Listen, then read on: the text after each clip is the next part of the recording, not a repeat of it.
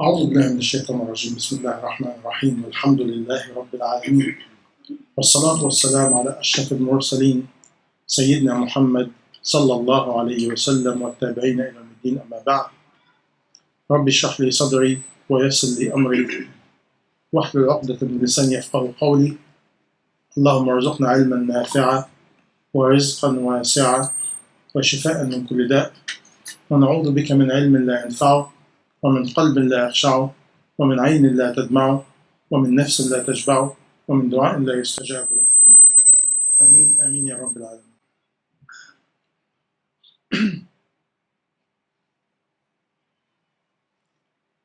اللهم ألهمنا وسددنا، اللهم ألهمني رشدي وأعوذ بك من شر نفسي. اللهم أتمم علينا نعمك ظاهرة وباطنة، واسترنا فوق الأرض وتحت الأرض ويوم العرض عليك، وأرنا الحق حقا وارزقنا اتباعه، وأرنا الباطل باطلا وارزقنا اجتنابه، وضع البركة والنور والقبول فيما نفعل وفيما نقول، واجعلنا من الهداة المهديين غير ضالين أو مضلين أو فاتنين أو مفتونين، بفضلك وجودك وكرمك وإحسانك يا رب العالمين. وصلى اللهم على سيدنا محمد وعلى آله وصحبه أجمعين. أما بعد. My dear brother and sister in Islam, Assalamu alaikum wa rahmatullahi wa barakatuh. Today,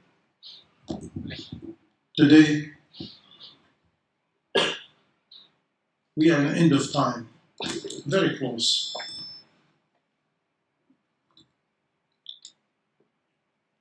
And one of the diseases of the Ummah, lack of Iman. And I mean it, word lack, not weak.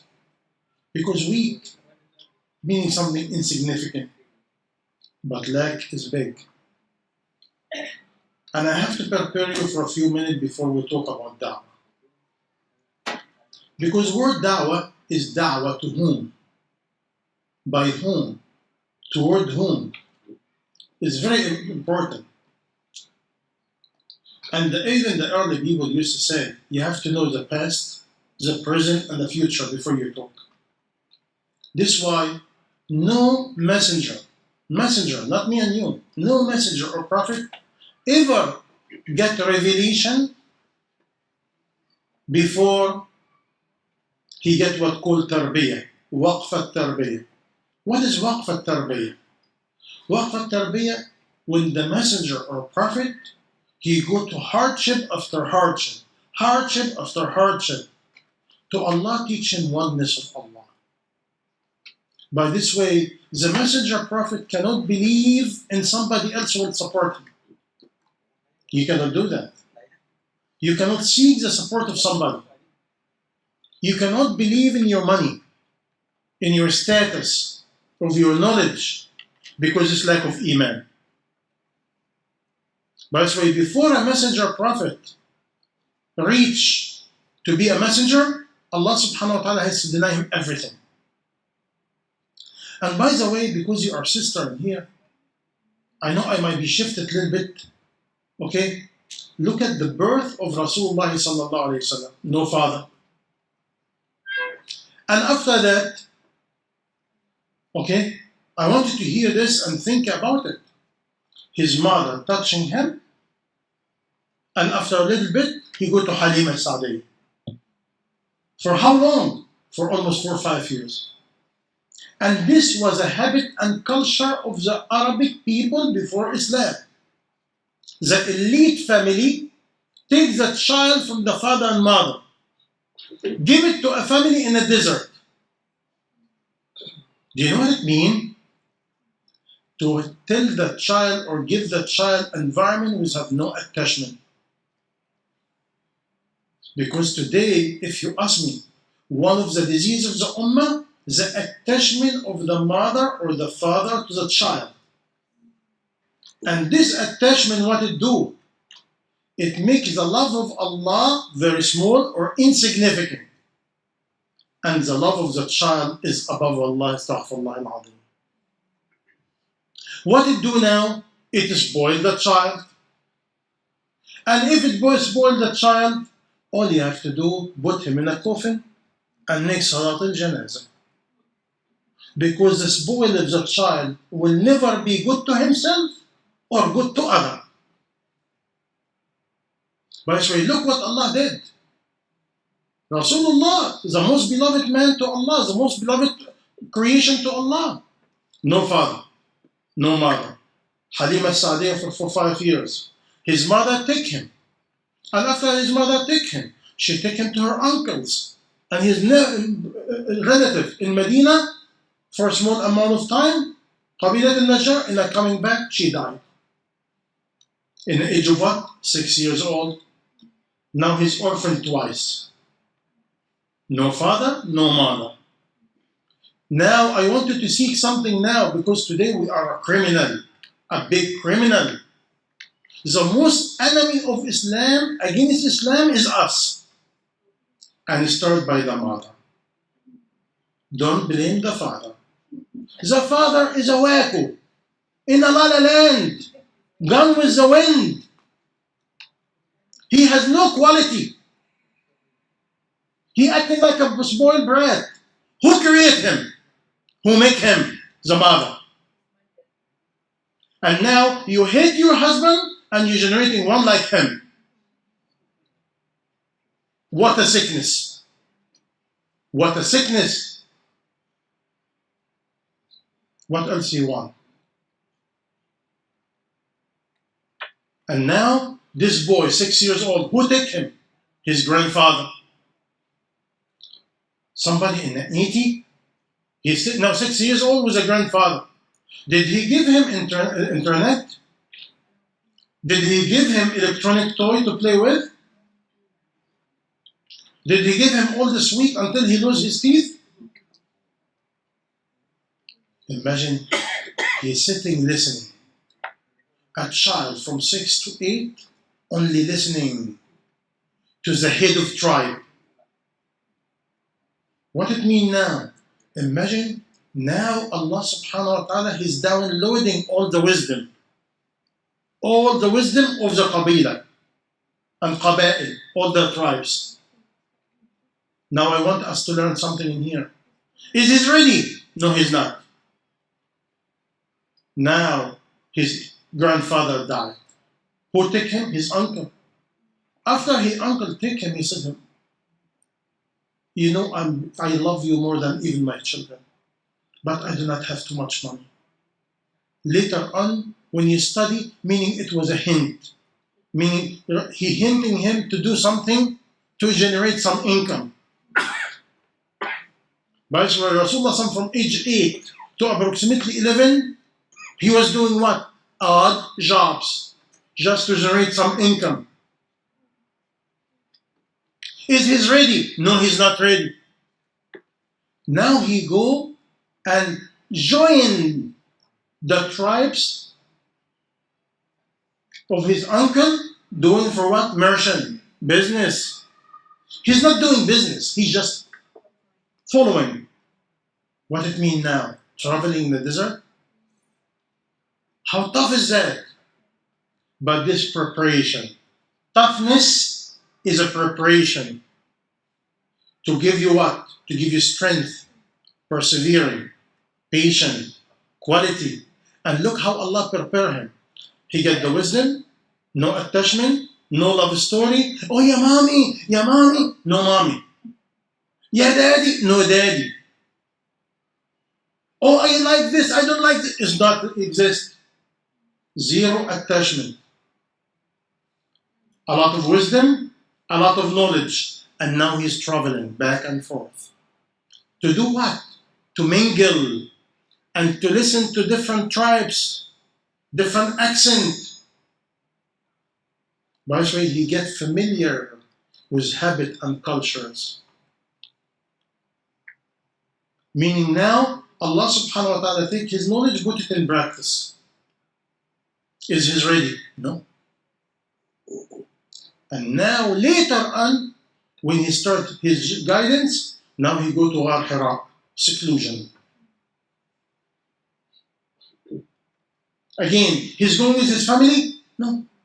And even when he married Khadija radiallahu anha, when you study, she used to say, I used to go to him to visit to see how he's doing and to drop some food. For 1 week, she will not say except Assalamu alaikum. Meaning she go Assalamu alaikum, he didn't answer. He shake his head. He's so focused. Today you do this to your wife, what you doing? You don't love me anymore. What going on? Your feeling changed. You're not behaving the way you used to behave. We do not understand the sentimental understanding of different topic and different timing. Especially if the man is a man and they're going through towards something. He's meditating. To whom? To Allah subhanahu wa ta'ala.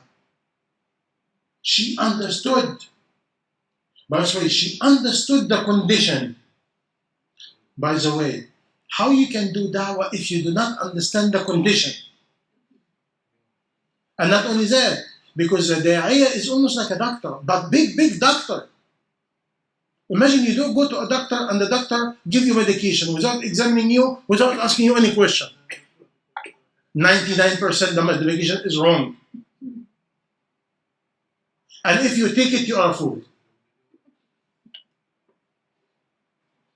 By the way, the da'iyah has to be aware about what? The past, the present, and you have to have a goal. You have to have a purpose. Da'wah to what? Because today I want you to be ready of something. We are in it. We are in it. And if you're going to live, you're going to see a lot of blood. What you see in Syria, what you see in Libya, what you see in Egypt, what you see all over, it will be spread. Why? Because we are full of dunya. Dunya. We are drowning and soaked in dunya. I cannot talk about akhirah. We talk about food, we talk about this, we talk about that, but how much akhirah? When we wake up, how many times we dream about Jannah? We think about Jannah. We fear Jahannam. What about us? We think about the journey of death. What happens if I die today? Where am I going? How you can give da'wah to people when you need da'wah by yourself? You see? How? And by the way, I'm going to talk about it many times. If you think you're not continuing your knowledge, you're crazy. You're crazy. It is reported, according to my memory, it was Imam al-Shafi'i. According to another people, it's Sufyan al-Thawri, or another person. He was traveling when a thief came. Actually, before I say that, Imam al-Shafi'i used to say, a thief teach me how to gain knowledge. A thief teach me how to gain knowledge. Look at his quality and manner. He was not arrogant. He said, a thief teach me how to gain knowledge. How? He was traveling and he has a lot of books, a lot of notes over his mule. A thief came, give me your money. He said, this your money. He took his money, he said, everything is mine. Imam Shafi'i said, no. Take everything. Leave me my notes and my books. He said, are you normal? Number one, you're going to die in 24 hours, 48 hours. In a few days, you will be dead. I'm taking your food and your drink. And I'm telling you, this books and note is mine. I'm a thief, I took them. Finished, it's not yours. And after that, he told him, can I teach you how to gain knowledge? Now the thief, talking to whom? Imam Shafi'i or another person? He said, keep it in a place where no thief like me can take it from you. He said, what is that? He said, your heart. Keep it in a place where nobody like me can steal it from you. Let me give you bad news. If your knowledge, you cannot memorize it, it has nothing to do with your IQ. It has nothing to do with your brain. It's love of dunya. Meaning you're not living the knowledge. If you live the knowledge, you memorize it. You know, in Western society, what they say, What you do not use, you lose. What you do not use, finished. I used to go and meet people. Note, note, note, note, note.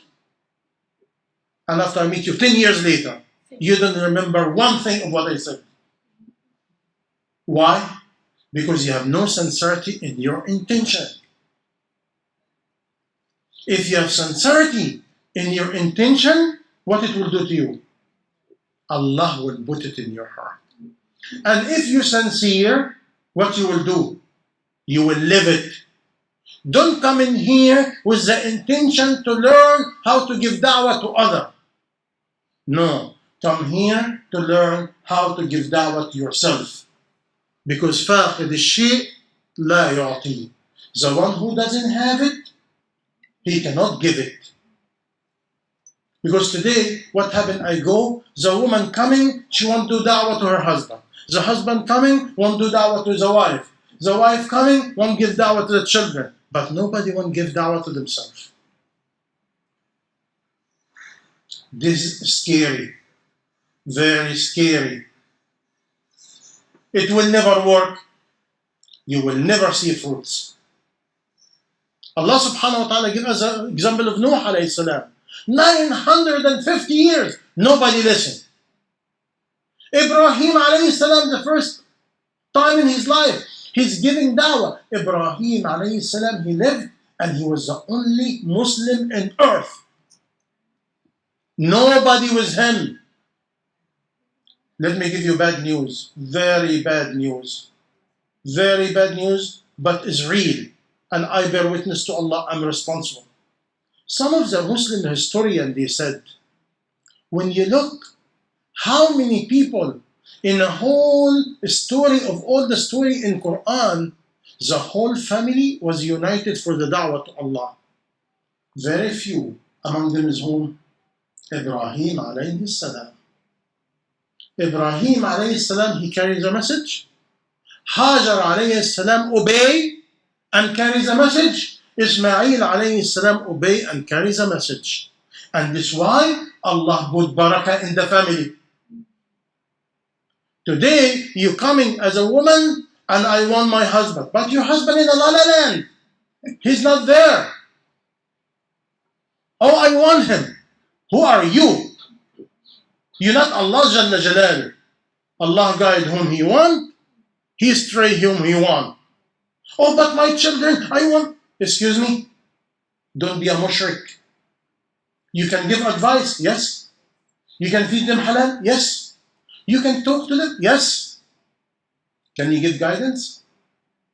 One of Allah attribute, Allah Al-Hadi.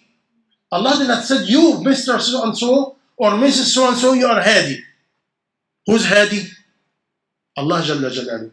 Don't ever challenge Allah to some of His attributes. Ever. Don't ever what? Challenge Allah in His attribute. How? Demanding. You cannot demand. And we have the example again. Muhammad sallallahu alayhi wasallam. He loved his uncle. And his uncle is the most supporter of Rasulullah and Muslimin. And he lived and died and he is not a Muslim. And what Allah subhanahu wa ta'ala said to Muhammad?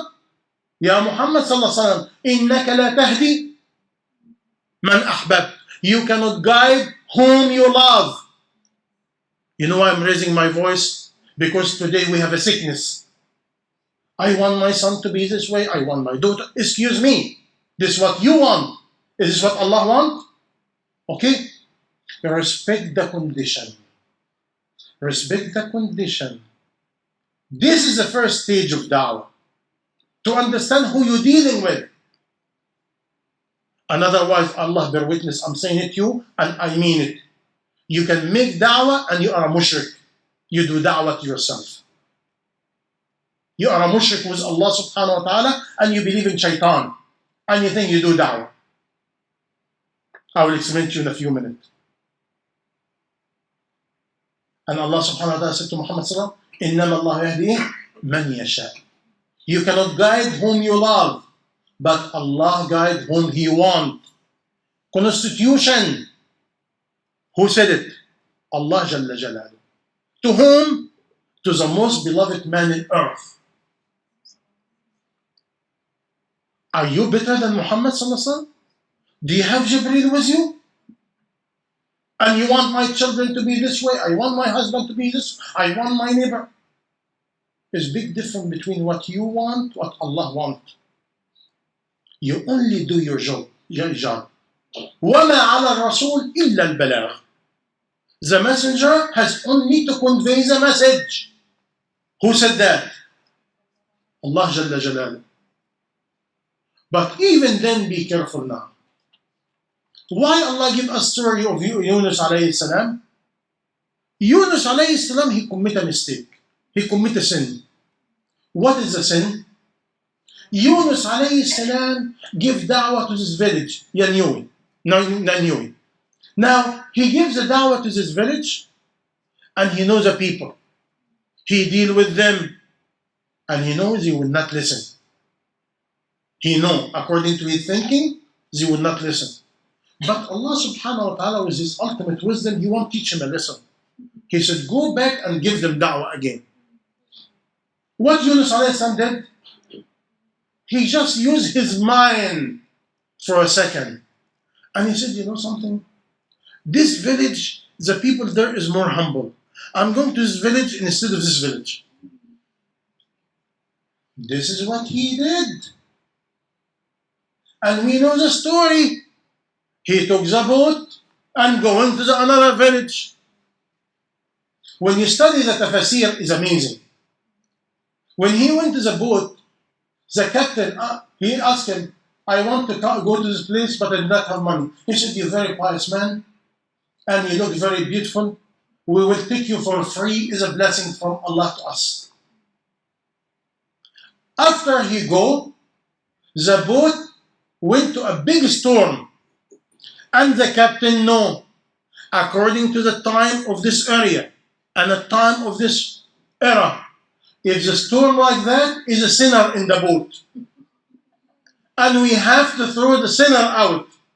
And otherwise the whole boat will be cursed by Allah. But the man, the captain, he tried to be honest. He takes sticks and he make it a free. And he put it, Yunus alayhi salam. The captain said, you know, maybe it's wrong. He looked at him. No. He do it again. Second time, Yunus alayhi salam. What happened? The captain feels sorry for him. He looked very nice. One more time. 3 times. Yunus alayhi salam. He said, you know, I tried. You did something. We have to throw you. And they throw him in the sea. The moment they throw him in the sea, the whale came, sucked him. No, he didn't eat him. Be careful. This is Malaysian this time. Everything eat. No. If he eat, he will bite. No, he swallow. Be critical. Allah yaftah alayk. Huge difference between swallow and eat. If he eat, Yunus alayhi salam, salat al-janaza, he would be dead. But Yunus alayhi salam, what? The whale is swallowing. Yes. Now, and when you study, the sea become calm. And the storm is coming, or they went away. And the captain said, I don't know what he did, but he did something so bad to anger Allah subhanahu wa ta'ala. I wanted to, you see, this story is not to feel bad about Yunus. No. The story from Allah to us. We do the same, multiplied million times. Don't do that. Da'wah to Allah, you cannot use your brain. You cannot. It is unseen work. Unseen completely. Like a farmer. You put the seed, you do not know which seed will come, which seed will grow, which seed the worm will eat it, which seed the insect will eat it. And all the story about what in the Quran? To teach us. What about Musa alayhi salam? When Allah subhanahu wa ta'ala gave him the message in Sinai desert, Wadi Tuwa, and tell him, go to Fir'aun. Go to Fir'aun? I just came. But how long? Almost 22 years. Musa alayhi salam, from the time he left Egypt to the time he get revelation, according to different report, between 18 to 22 years. Doing what? Shepherd. Take care about the sheep. Why? To learn adab, to learn patience, to learn tawakkul ala Allah, to work yaqeen on Allah, to humble himself. And this why, when Allah tell him, go to Fir'aun, innahu tagha. Now listen to what Allah tell him. فَقُلْ لَهُ قَوْلًا لَيِّنًا. Imagine who's Fir'aun. Allah teaching Musa what to do. Tell him what? Very gentle. Layyinan in Arabic is more than gentle. Gentle is still tough. Very soft. لعله. Maybe. And who's talking now? Allah is the one, He has all the knowledge. Do you have all the knowledge? Now, how you talk to people with complete confidence? How? And by the way, is da'wah to Allah or da'wah to halal and haram, or the da'wah to different school of thought, or da'wah to my sheikh, or da'wah to my tariqah, or da'wah to my group? Be careful today. I bear witness to Allah. Be careful. Don't do da'wah to something can causing blood. Don't do da'wah to cause fitna, even internal family or external family. And don't try to do da'wah and you are arrogant. Because sometimes I'm a sinner for 20, 30 years. Allah give me guidance, now I look people down. I went to Umrah, I went Hajj, I'm a big girl, I'm a big man, I'm a big woman. MashaAllah, everybody is a sinner. Excuse me, where are you? Yesterday you was a sinner. Who tell you you are good? Who tell you? Umar ibn al-Khattab radiallahu anhu, Faruq al-Ummah, 19 verse in Quran came because of Umar. And when Rasulullah Jibreel alayhi salam came and he gave him the name of the hypocrite, 19 name of the hypocrite. Give it to whom? Hudayfa radiallahu anhu. Hudayfa ibn al-Yamman. You know what happened? The same night, Umar radiallahu goes quick to Hudayfa. Ya Hudayfa, please, I ask you for the sake of Allah, can you check my name and see if my name among them? Umar believed his name among the hypocrites. Umar, Rasulullah, he said, if any messenger or prophet after me will be Umar. Look his status. Wallahi, I'm talking to you and I'm scared. What's happening to us? Once Allah gives us a little bit of guidance, we become so arrogant. We have some ego. And even when we give da'wah with ujb, with kibr, with hostility. And deep inside, I believe I'm better than you. Astaghfirullah al-azim.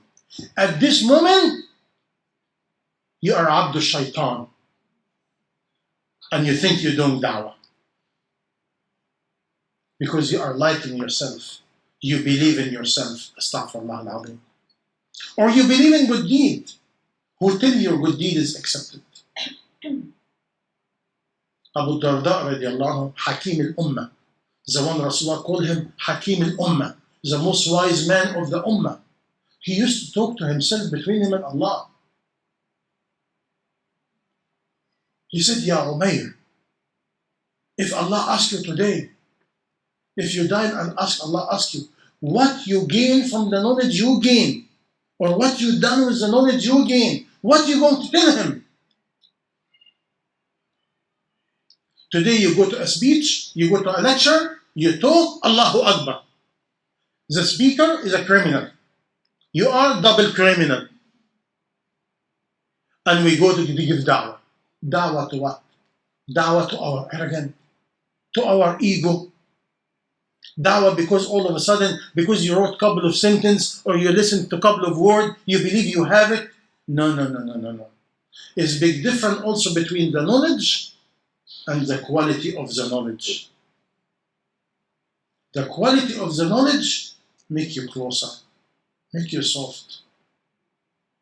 And what else? It gives you basira. What is basira? I explain it, the infrared information system. What it means? It allows you to know when you talk, when you don't. To whom you talk, how you talk. Do you know the eye drops? Dawah's like that. Dawah like that, especially now. You forget who you are? You just came from colonialism. 500 and something years. The Ummah in division. Division in fiqh, division in understanding, division in everything. And you have the upper cream stuff. You know what's that? Loving dunya. That's why when you talk to people, you have to understand where they are. Rasulullah sallallahu alaihi wasallam, he said, خاطب الناس على قدر عقولهم. Talk to people according to their level. Not according to my level. But when you're going with the intention to talk to whom? What about the man? A man in Medina. He entered in the presence of Rasulullah sallallahu alaihi wasallam, and he was drunk. And in one riwayah, Umar ibn Khattab wanted to kill him. He said, نافق فلان. Fulan is a munafiq. Right away, Rasulullah, shh, stop it. إنه يحب الله ورسوله. He loved Allah wa Rasuluh. Imagine Rasulullah sallallahu alayhi wasallam defending a drunk. Can you do like Rasulullah? And you think you have better quality than Rasulullah sallallahu alayhi wasallam? You think you believe in Islam and you have more powerful than Rasulullah? The man cried. He cried. He said, Ya Rasulullah, you know, it's my bad habit, it's my weakness. Make dua for me. But with this sentence, it makes the man cry. And the man said after that, I entered to Rasulullah sallam, and drinking is so beloved to me. I left Rasulullah sallam, and nothing I hate more than drinking. But how he did it? Haram! Haram, brother! Haram! Is anybody doing that haram? What about the young man who came? He said, Ya Rasulullah, give me permission to commit zina. This is authentic report. Go read it. Did Rasulullah tell him haram? Bid'ah kufr? No. He told him, do you like it to your mother? He said, no. He said, do you like it to your sister? He said, no. Do you like it to your daughter? He said, no. Do you like? He said, no. He said, okay. People do not like it. Again, the young man, he said, I came to Rasulullah and nothing beloved to me more than zina. And after that, again, he asked Rasulullah to make dua for him. He said, I left and nothing hated to me more than that. I'm just give you a glimpse to understand. Because you have to understand what da'wah you're doing. Da'wah to what? What is your purpose? What is your goal? Because if you have no purpose, you have no goal. How you can continue? Today we think da'wah to hijab, da'wah to niqab, da'wah to the beard, da'wah to salah. This is not da'wah. This is amr bil ma'ruf and nahy al munkar. This is nasiha. But the people missing what? Iman. If they have Iman, Iman is the core of everything. Now have Rahmah. Is our Ummah has Iman? We are full of dunya. Even the speaker full of dunya. Have Rahmah. Have Rahmah. Remember where you're coming from. You remember your sins. And remember who you are. And don't try to be somebody you're not. And ask yourself, what is the purpose if I talk to sister so and so? What the purpose if I talk to brother? What is the purpose? What my niyyah? Niyyah is power and is not easy. I will give you a quiz. If you can meet me in 2 or 3 days, I have the answer, I give you a gift. Imam Bukhari, and go study who's Imam Bukhari. In his own Sahih al-Bukhari, in the first volume of Sahih Bukhari, is called the chapter of Wahy, chapter of revelation. He started with the famous hadith, إِنَّمَا الْأَعْمَالُ بِالنِّيَّاتِ. A'mal according to your niyyah. But this hadith containing 3 sentences. Imam Bukhari erased the first sentence. He did not add it. And over the history, many scholars debate why Imam Bukhari dropped the first sentence of the hadith. What the hadith said? إِنَّمَا الْأَعْمَالُ بِالنِّيَّاتِ. Action according to your niyyah. فَمَنْ كَانَتْ هِجْرَتْهُ إِلَى اللَّهِ وَرَسُولُهُ. Whoever he migrate to Allah wa Rasul. Imam Bukhari, he did not add this. He did not add it. فهجرته إلى الله ورسوله. ومن كانت هجرته إلى دنيا يصيبها أو امرأة ينكحها فهجرته إلى ما هاجر إليه. And if his hijrah, immigration, to a dunya, he want to gain from it, or a woman to marry her, his immigration to. Why Imam Bukhari erased or dropped the first sentence? The question should be, is Imam Bukhari forget? Is Imam Bukhari did not believe in the hadith? And the hadith located in another location complete. In Sahih Bukhari and Muslim. Why he dropped the first sentence? If you can find the answer, you will know why I'm sharing it with you now. What was the topic? Before we do da'wah, what is my niyyah? What is my ikhlas in my niyyah? Because today, even for me to make da'wah to my wife, or give da'wah to my husband, or give da'wah to my children, it's my children, it's my wife. Excuse me. No. Da'wah is rahmah. Look at Khalid ibn Walid radiallahu anhu. One of the most people killing companion. When he started giving, embrace Islam, after what? 13, 14 years, 15 years, 17 years?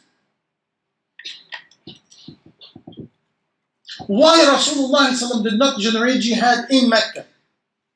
Why? Be careful. If you're watching the whole earth is boiling. Read the book of End.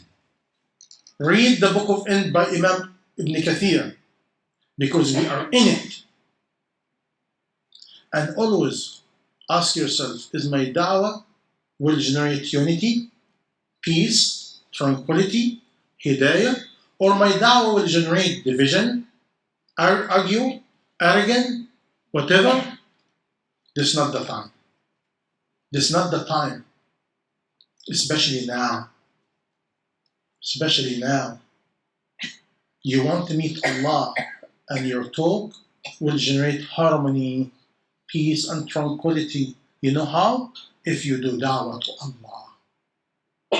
And you have plenty. 2/3 of the Quran is da'wah to Allah.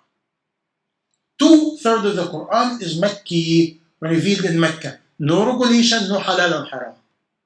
Why Allah do that?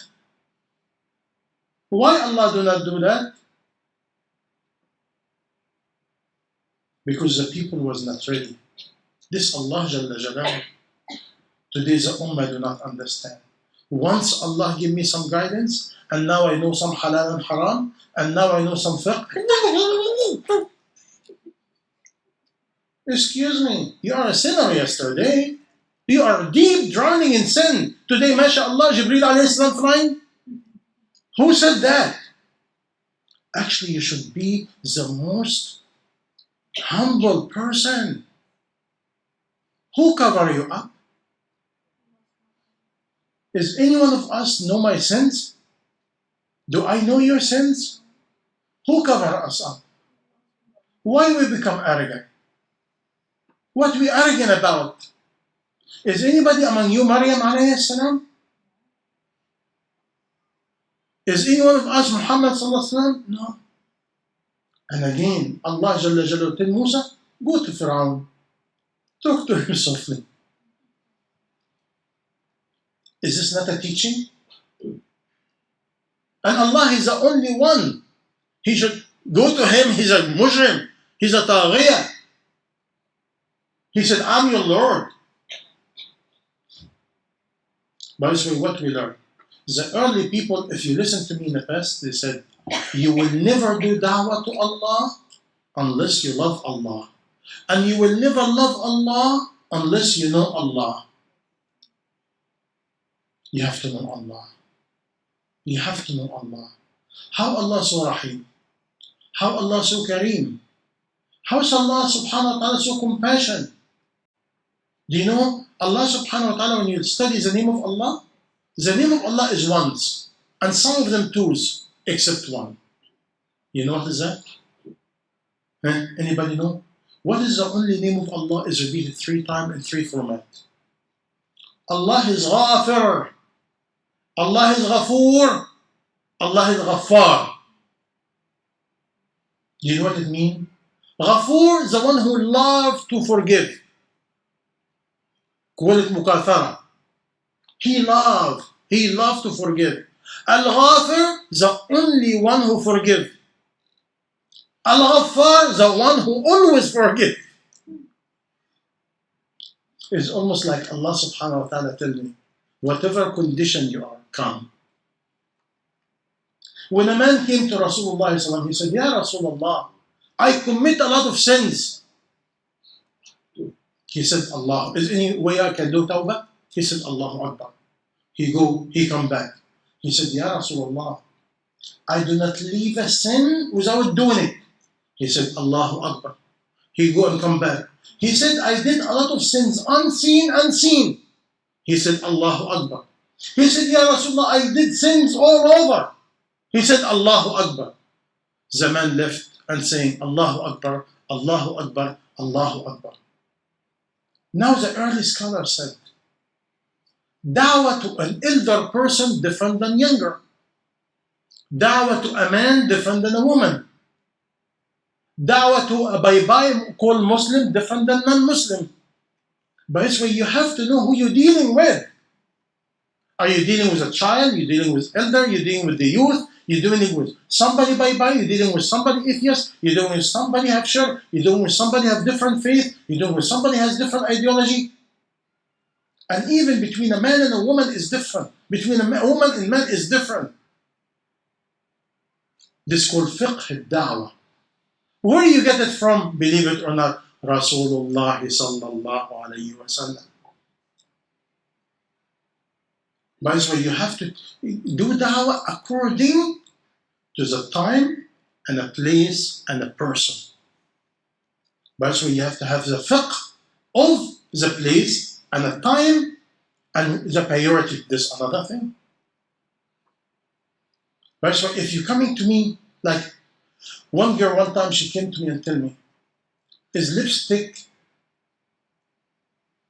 make me lose my fasting? I said, why you put lipstick? She said, I'm a runner.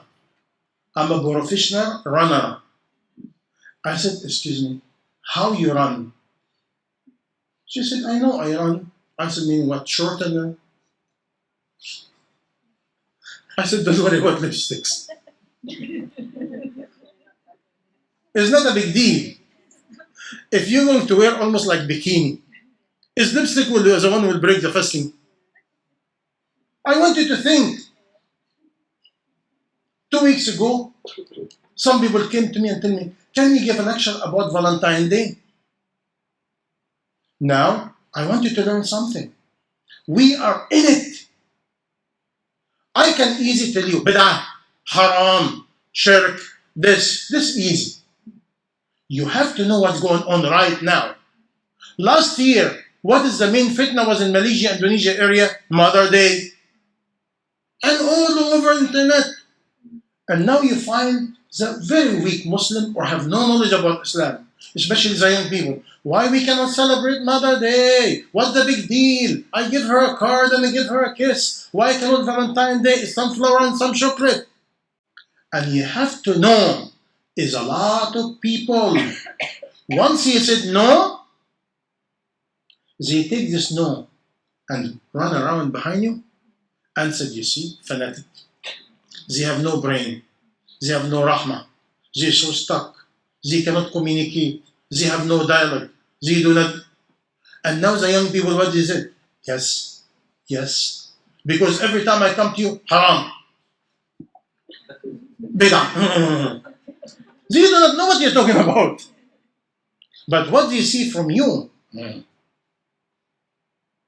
And a lot of people doing that to do what? To generate mischief and division against the ummah. The topic is big. It's not Valentine's Day, it's not Mother Day, it's not Mother Day. This is a small, tiny topic. We are living in a shirk and you worry about Valentine's Day. And what I did? I accept the invitation and I'm going to talk about Valentine's Day. And what I did? I said something very simple. I said, okay, let's see what word celebration means. And celebration of what? Celebration of Valentine's Day meaning celebration of love. Okay, love whom and love for whom, love what? And I take the people step by step to the verb love, meaning of love, why we love, why I have to love you, why you love me, what the sign of love, what we can do, and little by little I take you to whom? Allah Jalla Jalaluhu. And I assure you, nobody can benefit you more than Allah. And nobody can pleasing you more than Allah. And nobody can be for you except Allah. Dunya and Akhirah. In this case, what? I said, we have Valentine's Day every day. We celebrate the love of Allah in every moment in our life for Allah wa Rasul. And for Iman. For the guidance. Like again, Abu Darda radiallahu anhu, he said, whoever thank Allah for his meal and drink, he has no knowledge. Whoever thank Allah about the meal and drink, you have no knowledge. Because it's nothing compared to Hidayah. Today, you give me a big meal, Alhamdulillah. But what about Salah? What about Zikrullah? What about good deed? What about ability to do any good deed? Which one deserves to be really, you say, Alhamdulillah, I am belong to Allah. Alhamdulillah, Allah give me sajda. Alhamdulillah, Allah give me hidayah. Alhamdulillah, Allah allow me to do dhikrullah. Alhamdulillah, Allah allow me to be a road of goodness. What else you want? But again, this need Iman. Iman of what? Iman of the promise of Allah, Iman of the promise of Rasulullah sallallahu alaihi wasallam. What happens if my Iman of Allah and Rasul is weak? I will not feel this. A month ago, I was giving a speech about one verb.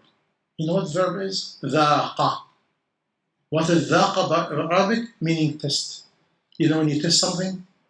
Imagine now I tell you, this tea, it has some honey, and it has this, and it has some herb, and such and such. Can you feel the taste of it?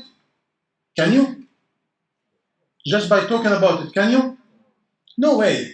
Can you feel the sweetness of it? No way. Unless you test it. Now Rasulullah in many ahadith, many is not one, he said, ثلاثا, three, من كن فيه, whoever have them, وجد حلاوة الإيمان. Whoever have this quality, he will test the sweetness of Iman. I want you to gain something today. It's not your note. It's not my speech. It's not the knowledge. What is that? Is your sacrificing and your action for this knowledge. Because when you study, Rasulullah he said three. Whoever have them, he tests the sweetness of Iman. When Allah wa Rasul, he loves Allah above anybody. And he loves somebody He did not love him except for Allah. Where's my daughter now? Where's my son? Where's my wife? No, no, no, no. This amount of love should be insignificant, like 1%, not even. And the love of Allah wa Rasuluh above anybody. Who's the second one? You love someone only for Allah. Not for his money, not for her money, not for the beauty, not for the status, not for anything. Only for whom? Allah. And number 3, and he hate to go back to sins and kufr after Allah saved him. Again, 3 qualities. Now, I can go with you in this topic about how many ahadith about whoever give for Allah, take for Allah, whoever deny for Allah, meaning anything to do for Allah only, Allah will give you the sweetness of Iman. And Rasulullah, he said, you will test it. Meaning what? You will feel it. Can I give you some? Huh? No way. Can I share with you some? No way. Why you do it to your family? Meaning your ego and attachment to the member of the family above the knowledge of Allah. And believe it or not, I find out the same ahadith reported in another topic, but completely different. You know what the topic is? The topic of forgiveness. You will never taste the sweetness of Iman unless you forgive those who oppress you and give those who deny you and join those who get away from you. What it means? When I read all this ahadith, I will summarize it in 2 topics. Love is so dear to us. Allah tell you, come here. This does not belong to you. It belongs to me. Allah Jalla Jalaluhu. I am the one who deserves all this love. Get it out. Out. Give it to me. I deserve it. And my beloved Rasulullah deserve it.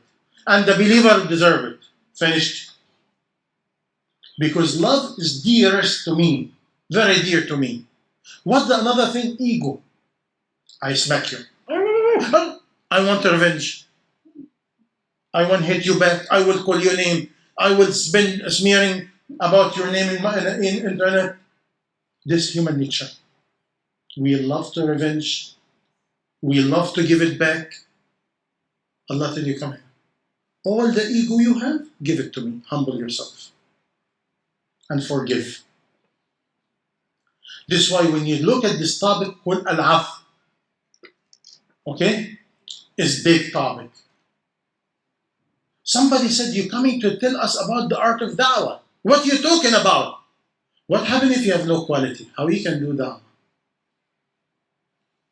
How? If your iman is weak, your attachment to Allah is not there. Your attachment to everybody is you cannot forgive, you cannot be kind, you cannot be generous. Your dawah will become some word. And before you know it, it will make you sick and make people against you. And you will never have unity. Just as a gift extra today, Rasulullah sallallahu alaihi wasallam he said, nothing you can meet Allah with it. Nothing you can meet Allah with it. So weighty in the scale of your good deed, more than a moment of anger. And you can deliver it. I smack you, you muscle more than me, you can smack me more harder. But you let it go. For sabilillah. Look at the verb, yatagarraha. You know, yatagarraha, you swallow it. A moment of anger, you swallow it for sabilillah. Allah loves it so much. Why? This moment is an ego. Can a messenger and prophet has ego? Can he have arrogance? Can he have no patience and no compassion? Do we have all this quality? We have all the bad qualities. By the way, what is all this? Because we hurry to give da'wah outside and we forget da'wah inside. What about the famous hadith in the Day of Judgment? The people who go to Jannah without no reckoning. Who's these people? العافين عن الناس. القادمين الغيظ العافين عن الناس. It was reported, Wallahu A'lam, it was Ali ibn Abi Talib or somebody else. Okay, or Al-Hasan ibn Ali. He met somebody outside, very dignified person. He took him for dinner. And when the person arrived as a guest, he asked one of the maid to prepare some drink. In a way, the girls coming to drink, or coming with the drink, she tripped in something, and the whole thing fall over Al-Hasan Ali or the guest. She saw the anger in his face. Look at these people now, what she said right away. Okay? He said, Allah subhanahu wa ta'ala, He loved القاذمين الغيظ والعافين عن الناس. He come down. He said, وَاللَّهُ يُحِبُّ الْمُحْسِنِينَ. He said, I forgive you and I make you free for sabilillah. This is quality now. By the way, the first stage of the art of da'wah, number one, to believe in Allah. Believe in Allah, have iman in Allah, yaqeen in Allah, tawakkul Allah, thiq of Allah, and don't think your quality or ability or disability. What about I do not have the quality? Is Allah need your quality? No, He's the owner of quality. Now go back to iman. If I have the iman, I said, Allah, I'm nothing. I have no quality, Allah. Please, Ya Allah, shower me with quality of your quality. Decorate me of quality of your quality. And when I do goodness, I do not say I'm good. No. I said, Allah, thank you, Allah, you allow me to do such and such. When I'm going now with this intention, what intention? I want to spread the rahmah of Allah. I want to be the one who help people to get closer to Allah. What about halal and haram is another topic. Because you will do halal and haram if you belong to Allah. You will go to a sheikh, ask him halal, halal, haram, finished. And don't ever at this time causing division. Or open a topic of different ideology and different understanding. We're not in this time. Get away. Because very soon, whatever you spread can causing people to kill each other for just ideology. I was reading a couple of days ago, wallahi, I was scared. Some of the hadith about the end of time, the killed one, he will meet Allah, and Allah tell him, why you been killed? He said, I don't know, Ya Allah. It's happening today. People who die, they do not know how he died, who did it. And the person who killing, he doesn't know. Just people will start killing. Why? Lack of zaniyah, lack of ikhlas. And now, let me tell you something very, very tough and very beautiful. What's the name of this masjid? What is wilayah? Eh? Eh? No. Go to my website, to Journey of Iman number 6. Do you know what is that? Al-Wilayah. This is the highest level of Iman. Go to a chapter in Sahih Bukhari, Muslim, Riyadh al-Salihin, the chapter of love of Allah. If you love Allah and Allah love you, you become a wali. But it's wilayah coming from what? The belonging. But not enough. Belonging with loyalty and love and complete devotion to whoever. Today we give it to a child, we give it to a man, we give it to a woman, we give it to sweet. Do we give it to Allah? No. Do we give it to Rasulullah? No. Do we give it to Islam? No. Do we give it to Iman? No. Do we give it to even ourselves as a gift? Because if you have wilayah to Allah, you will love Jannah, you will hate Jahannam, you prepare for the moment of death. This moment is nobody can help you except Allah. What is the purpose of all this? When Rasulullah, some people asked him, Ya Rasulullah, are we going to enter Jannah with our good deed? He said, no. Aisha radiallahu anha replied, what about you? He said, even me. Until Allah yataghammadni birahmatuh, meaning Allah give me some rahmah. This is our goal. And this is why when you study this hadith, wallahi, you cry. I didn't say it yet and my body's shivering. You know what is it? Man la yarham, la yurham. Whoever do not spread rahmah, Allah do not give him rahmah. Irhamu man fil ard, yarhamkum man fil sama. Give rahmah to those in earth. Allah give rahmah to you. Ar-Rahimun, yarhamhum ar-Rahman. The one who spread rahmah, Allah will give them rahmah. Now when you do dawah to a sinner, to even whatever, to somebody whatever, to non-Muslim, how are you doing it? Are you doing it and you leave a seed of rahmah? Or a seed of ego? I tell him, I did Amr bil Ma'ruf. This is another topic, big topic. If I want me to talk about it, it will take 2-3 hours. Because Amr bil Ma'ruf and Nahy anil Munkar is many levels. And it has a fiqh. If you do not know usul al-deen, what is allowed, what is not allowed. Imagine now I go to a bar and break it. And said, Amr bil Ma'ruf, no, hand. We have to make it with hand.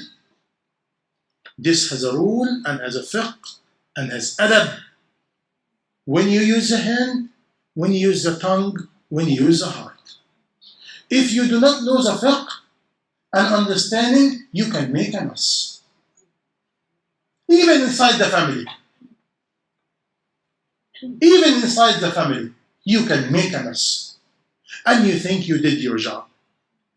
You see, to tell you haram is easy. To tell you bid'ah is easy. To tell you shirk is easy. But to help you to change, I hope you learn. To help you to change, who change? You or me? When Allah subhanahu wa ta'ala, He's the only one can change. When? When we're willing to change within. إِنَّ اللَّهَ لَا يُغَيِّرُ مَا بِقَوْمٍ حَتَّى يُغَيِّرُوا مَا بِأَنفُسِهِمْ. Allah will never change the condition of any people unless they change within, not outside. But so tell me now, which one is higher and powerful? I give you dawah to outside or I give you dawah to inside? Inside. Because inside will give you the power to all the change. Can I do that without niyyah? Can I do that without sincerity? It will harm me and harm you. This topic is not easy. We'll talk about it tomorrow. It's about jihad. Jihad is 13 levels. 13 levels. And the first 4 levels of jihad, you will not believe it. The first 4 levels of jihad, jihadun nafs. We'll talk about it tomorrow. Because it's a big topic, and believe it or not, I don't talk about this for almost 25 years. And if you ask me today, may Allah forgive me, we are drowning in ignorance. What about tamyiz? By the way, wilayah, by the way, before I forget, wilayah is too many levels. Wilayah is too many levels. The first stage of wilayah is to deny the sins. Deny the sins and embrace the goodness. This is the first stage. By the way, the moment I deny my sins, meaning I stop my sins the maximum I can, and I start doing good deed the maximum I can, I'm a wali. but baby one, small one. The more I do, the more I get closer. What is the highest? When the love of Allah wa Rasuluh above anybody. When the love of Allah wa Rasuluh above anybody. And we will not love each other except for sabilillah. No money, no honey, no game, no nothing. Not because you are my friend, my neighbor, my mother. No. It's for sabilillah. This is a relationship. When you study, it will never die. I die, you die. But the love of Allah will never die. And this love story actually starts after death. The only love story starts really after death. Why? I die, you make dua for me. I'm still, and now the journey of love story starts. You send me some good deed, and in the day of judgment we'll come next to each other. What will happen? We will be one among the 7 people will be under the shade of Allah. When Allah said, where are the people who love each other for me? Today I put them under my shade. In a day is no shade except my shade. What else do you want? What about I love you, this friend that, for nonsense? All this love story is against you. It will harm you, dunya and akhirah. And in the moment of death, my children, my money. You see? It make you live miserable, die miserable, be punished in the grave, be punished in the day of judgment, and be punished in Jahannam. Wala'adu billah. Keep going, worship your child. Because by the way, love is called ibadah. Ibadah is love. When you study word love is ibadah. Because love, it generates obedience and devotion and belonging to whom you love. And this is why today we teach our kids halal and haram and this and that, but no iman, no love of Allah, no respect to Allah. I said it to you before, but you forget. Imam al-Qurtubi rahmatullah alayhi said, if mankind, not Muslim, if mankind knows the moment of death and what happened in the moment of death, they will never fall in love and they will never have a relationship except with Allah. Why? I shared it with you before, but you forget again. You know when you go to Hajj, what you say? Labbaik Allahumma labbaik. What is labbaik? I'm here, coming to you to do what? To serve you with my devotion and love for you. This is the meaning of labbaik. Don't cut, please. It has complete. I'm here to serve you with my complete devotion and love for you. This is a whole complete labbaik. If you cut any word I said, it's not labbaik. You can serve, but without no love. You can say, I'm here. I'm here to serve you. What do you want? No, this is not labbaik. Labbaik is I'm coming here to serve you with complete devotion and love and compassion for you only. La sharika lak. Now listen to this now. Now in the moment of death, if you're really a Muslim and you have wilayah, now in the moment of this, he said, Ya Allah. At this moment, you know what will happen? Allah replied to you, Labbaik abdi. I'm here to serve you. This is the moment all of us needed. No son, no daughter, no bank account, no money, no honey, no car will benefit you. Why? Imagine Allah, if He tell you Labbaik abdi, He commanded the angel of Rahmah to come surround you. You remember in Surah Fussilat? إن الذين قالوا ربنا الله ثم استقاموا تتنزل عليهم الملائكة. The angel will come down. ألا تخافوا. Don't be scared of the angel of death and all this. ولا تحزنوا. And don't be sad and worry about your family. Is everybody will get that? No. إن الذين قالوا ربنا الله ثم استقاموا. This angel will divide it into two.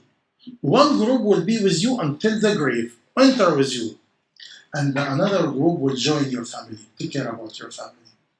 Now ask yourself as a mother, which one is powerful, me or the angel to take care about my family? Imagine if Allah sent a group of angels to take care about your family and your progeny. Allahu Akbar, how idiot we are. We're loving them instead of loving Allah. And if we love Allah, Allah can change condition. Allah can give you shafa'ah. Which one is powerful? What all this has to do with the art of da'wah? Because if you're not living the message, how you spread it? If you're not living the message, how you spread it? No messenger, prophet, take a course and go like astaghfirullah, like a stupid idiot, and I have a course, I have a degree. It's degree what? Allah did not give them a degree and course. He gives them a course, but for 10 years, 15 years, 20 years to do what? Because there's a big difference between seeking knowledge, writing knowledge, and having the quality. Don't ever forget that. Computer full of knowledge. You have a speaker come, a speaker go, a speaker come, a speaker go, a speaker come, a speaker go. Allahu Akbar. Where is the quality? Is the angel when they coming now in your tongue? Is he coming in your tongue or is he coming in your heart? First, is he coming in your heart? If the heart is clean, if the heart for sabilillah, Allah put barakah in what you say. Allah unite the heart between you and people. Go read. When Allah subhanahu wa ta'ala love a person, and a person try to attack you, what Allah subhanahu wa ta'ala said? Man adani li waliyan. Whoever generate any attack against any of my wali, فَقَدْ آذَنْتَهُ بِالْحَرْبِ. Allah generate a war against that person. Is today what we need? Do we need Allah or we need all what we're doing? We need Allah. Individual, family, as a group. By this way, wilayah, you will find a lot of verses about wilayah. Okay? But ask yourself, is my wilayah to Allah or my wilayah to somebody else? Believe me, I was planning another topic for you, very deep, is identity. Because it's supposed to be, I am belong to Allah and my identity according to Allah. If you ask me our identity, according to the British, according to Malay, according to Chinese, according to Indian, according to every stupid urban, but not Allah. The whole ummah. When you have children, what do you do? Study. It's dunya, dunya, dunya, dunya, dunya, dunya, dunya, dunya. The whole thing is dunya. But I want the children to have akhirah. How? If me as a father and a mother is a liar, I'm not living akhirah. I'm not sacrificing my life for akhirah. I'm not sacrificing my money for akhirah. I'm not sacrificing my love for akhirah. I'm not sacrificing my thought for akhirah. And I want my kids. And not only that, let's be practical. We inherited a very sick inheritance. We have it. Can we change it like that? Okay, you live as a waqf for 20, 30 years. Allah give you guidance now. You want the children to be, mashallah, now, Maryam alayhi salam? No. Be patient. Be patient. Now go to Allah. Trust in Allah. Be for Allah. You see, again, by this way, dawah. The root of dawah is iman. The root of dawah is wilayah. What is wilayah again? To be completely for Allah. You do wilayah to Allah, Allah will take care about you. What is that? The guardian friend. The guardian protector friend. The guardian protector supporter friend. Who's that? Allah. Who's Allah? The one who has all the quality, he has all the mean, he has all the power. What I need now? Nothing. I need him to be in my side. What happens if he's in my side? He'll inspire me. He will guide me. He give me nur. He give me wisdom. He give me basira. He will let me know what to say and not to say. Because every condition is unique. But if I have wilayah to Allah, and now I intend to do da'wah, before I meet you, I said, Allah, I'm going to meet so and so. I do not know too much about her. Oh Allah, what to say, Ya Allah? Put in my heart and my tongue what benefit me and benefit her. But that's why you always in dawah, question Allah, asking Allah, seek support from Allah, seek what? Inclusion from Allah, seek what? Remember Allah, remember His power.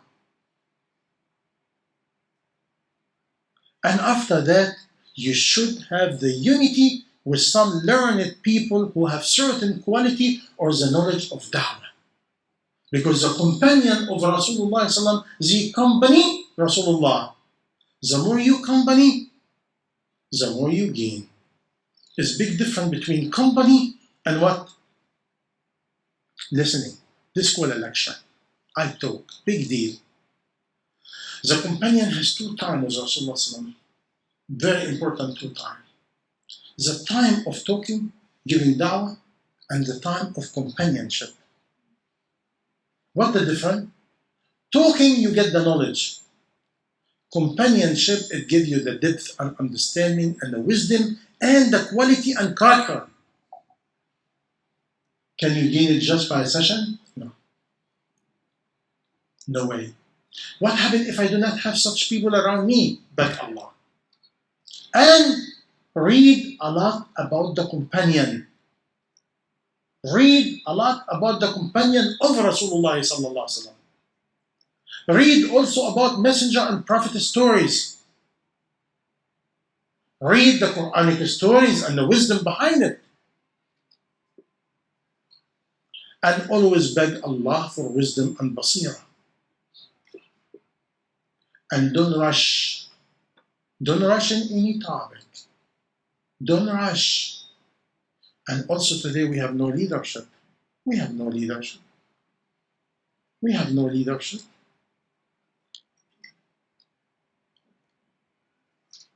At least make Allah as your leader.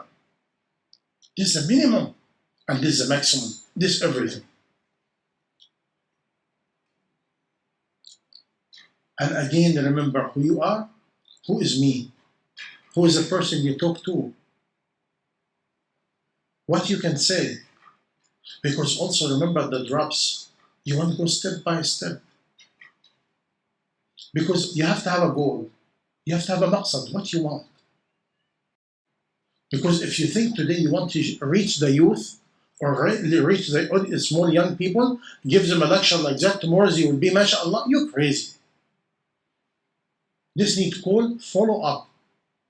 Follow up. And it has to be very gradually, very slowly. Nothing can come too fast. And it means again, your heart, your niyyah, your ikhlas. What do you want? Do you want me to do halal and haram? I will do halal and haram. Do you want me to be a wali for Sabillah? I will be wali for Sabillah. Do you want me to be inviter for Allah? I will be inviter. It's my niyyah. And my ikhlas and my niyyah. Can I give you da'wah to something I do not do? Huh? By this way, before you do something, or before you ask people to do something, you have to do it. This is your power of da'wah. Who's watching? Allah. Who know your bank account? Allah. Who know your bank account of your heart? Allah. Who know what you think about it? Allah. And what Allah wants? He wants Allah to look at your heart, He found only one person. Allah Jalla Jalaluhu. He look at your mind, He found you busy with Him. And remember Him and believing in Him. What about your body?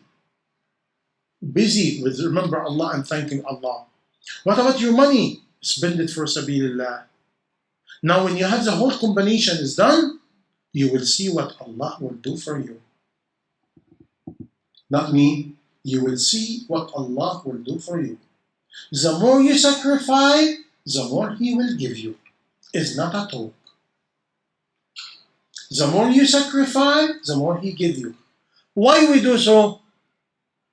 Because we're supposed to be the believer of Akhirah. We believe in Jannah. We believe in Jahannam. We believe in life after death. We believe in the Day of Judgment. Today, go to a supermarket or go place. stand in the line 5, 10 minutes, 15 minutes. Oh, the line is too long. We have to go.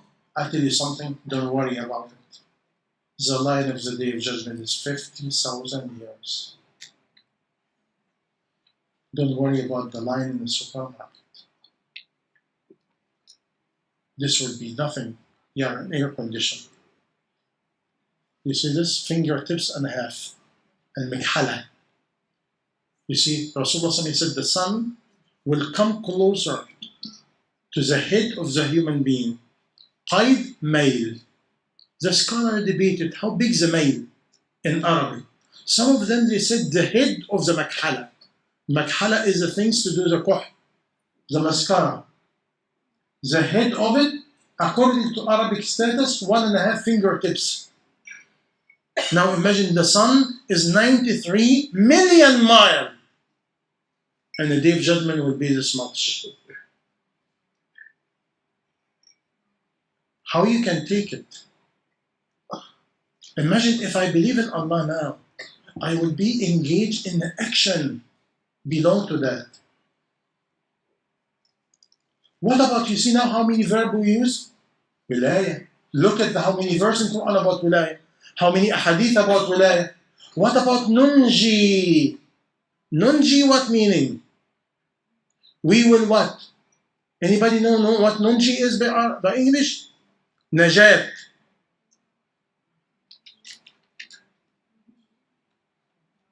When somebody going to drown and you go to rescue, Allah subhanahu wa ta'ala said, we will rescue those. There's two kinds of rescue. Rescue in the day of this life and rescue in the hereafter. Allah subhanahu wa ta'ala promised in Surah Al-An'am, Surah Yunus, many verses in Quran about Allah will rescue those who belong to Him and those who engage in spreading goodness. But so only you will be saved and rescued if you engage in spreading the message of Allah. The maximum you can. You will be saved in this life and rescued in the grave and the day of judgment. Let me tell you something else very scary about the condition of the Ummah today.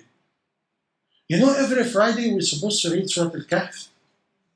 And in the end of Surah Al-Kahf, فَمَنْ كَانَ يَرْجُو لِقَاءَ رَبِّهِ, whoever believe or he wish or he desire to meet his Lord. Let me give you bad news.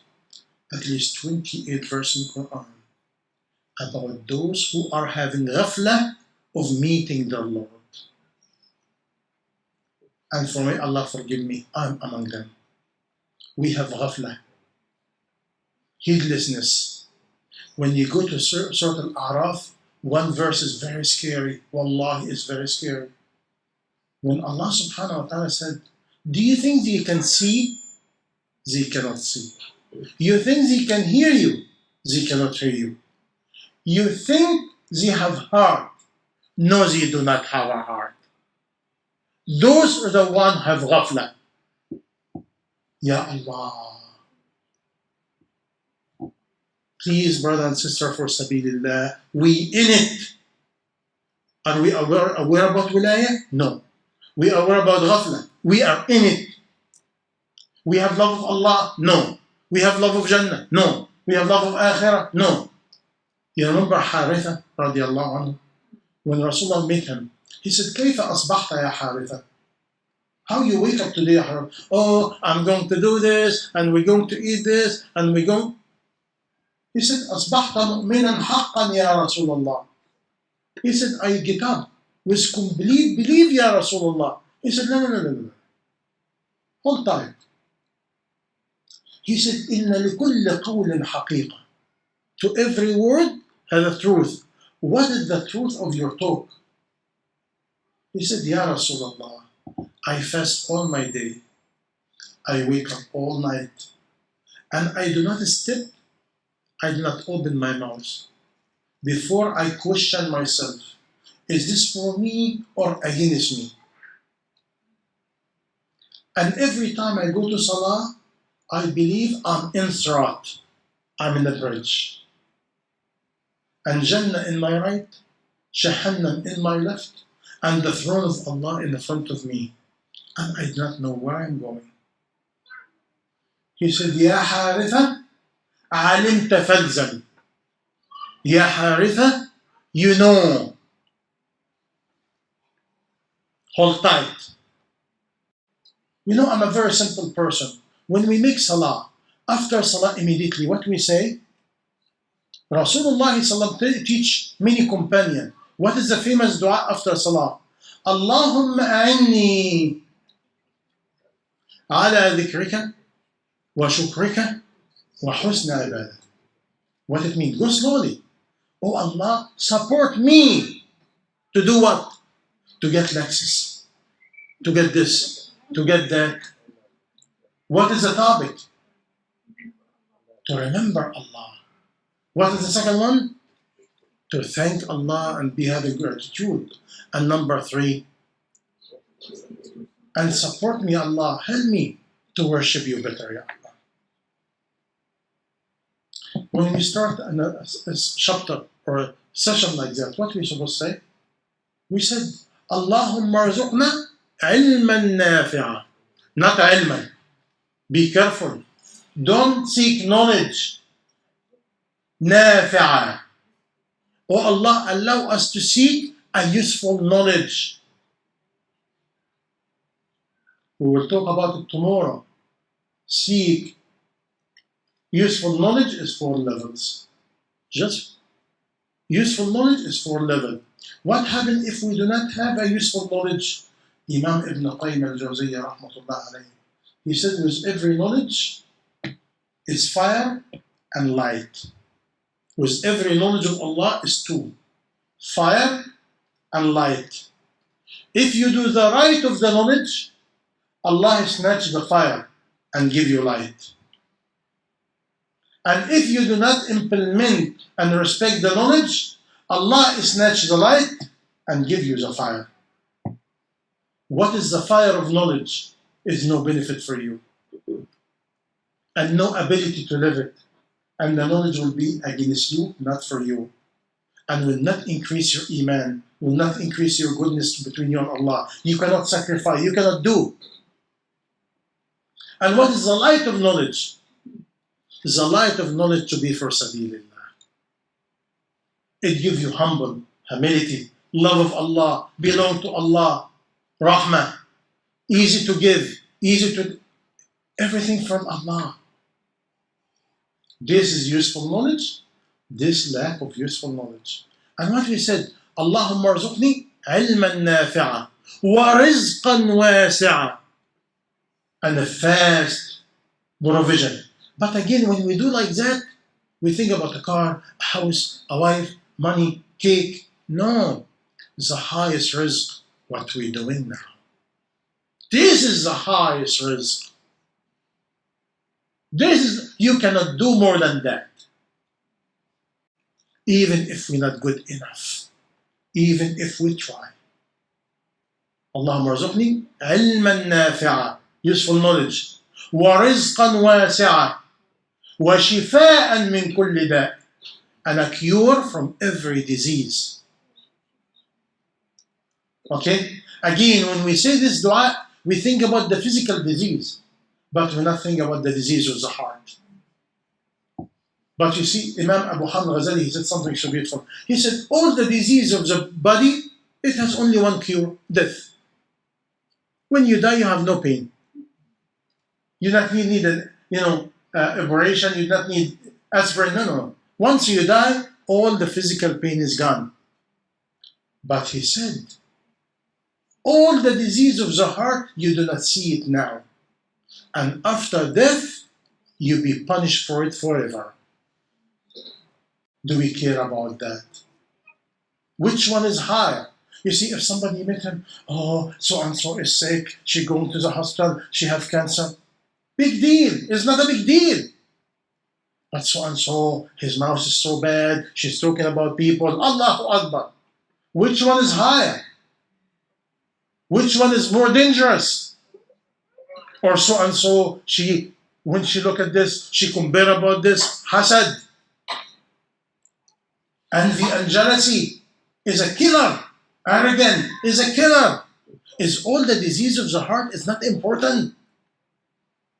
And we worry about the physical disease. The physical disease, when you study, is rahmah from Allah. Is rahmah. If you thank Allah and be patient, is rahmah. Now, if I'm not living the message, how I can convey the message? How I can have the art of da'wah when I have no da'wah to myself? Do you understand where I'm coming from? Actually, look how many verbs. We are in the ghafla. Ghafla, heedlessness. What is ghafla? Ghafla from akhirah. Tell me how many of us wake up, think about akhirah. Think about I'm going to die tonight. What happens if I'm going to meet Allah? And what all this will do now? The understanding of the message. And if I understand the message, now I have a message. But actually my da'wah will be a da'wah to a message. What is the message? The message of Iman, the message of Islam, the message of Rahmah, the message of goodness, and the message we have a duty to spread the message. It's a duty. And what else? Honor. 3 weeks ago, one brother called me and told me, can you pick me up and my wife? We're coming from such a resort. He's a beautiful brother.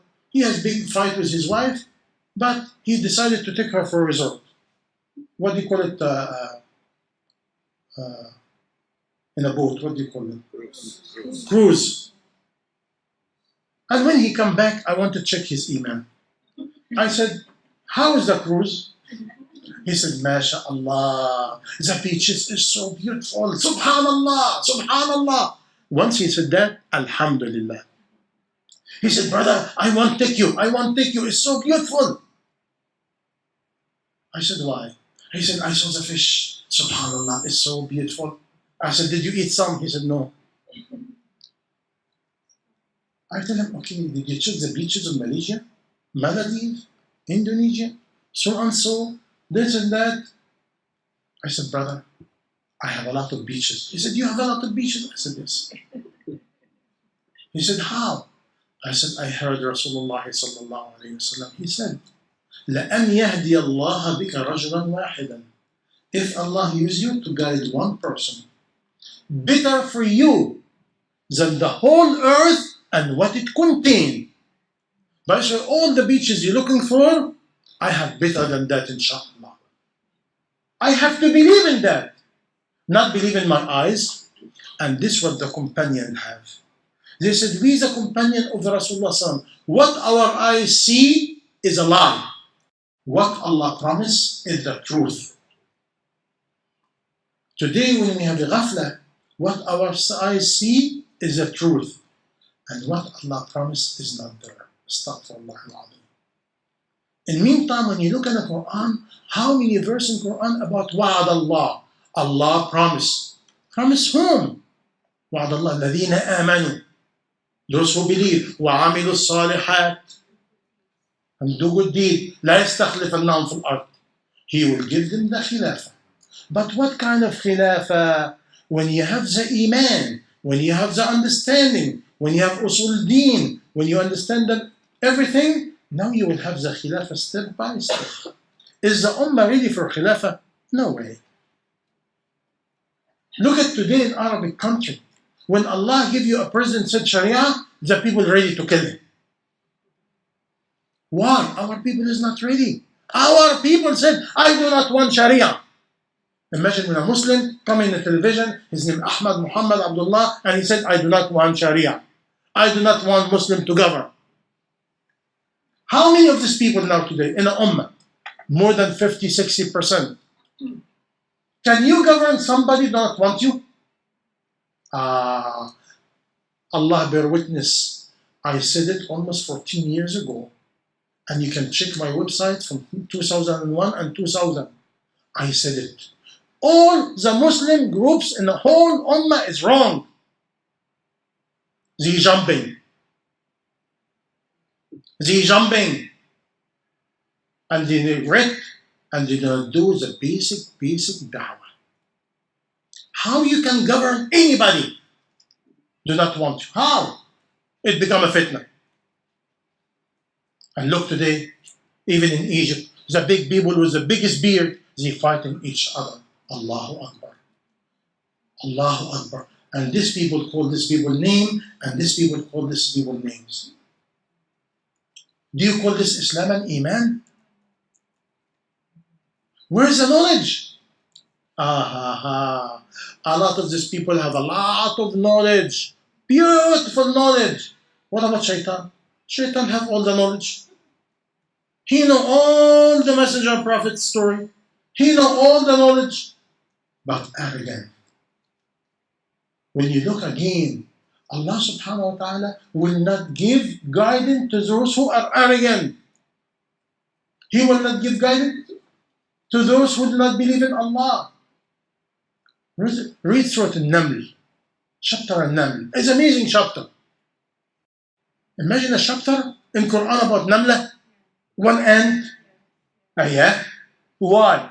What's the ant to do? Not anti, ant. Now imagine now how big you are, how ant big. Imagine, and this ant, believe it or not, according to some tafsir, was a female, crippled. You know? And what happened? This ant can take your neck in the front of Allah. Did you have the same love of Allah like the ant? Did you sacrifice what the ant doing? How you can compete with the ant? How? Imagine you cannot compete with one ant.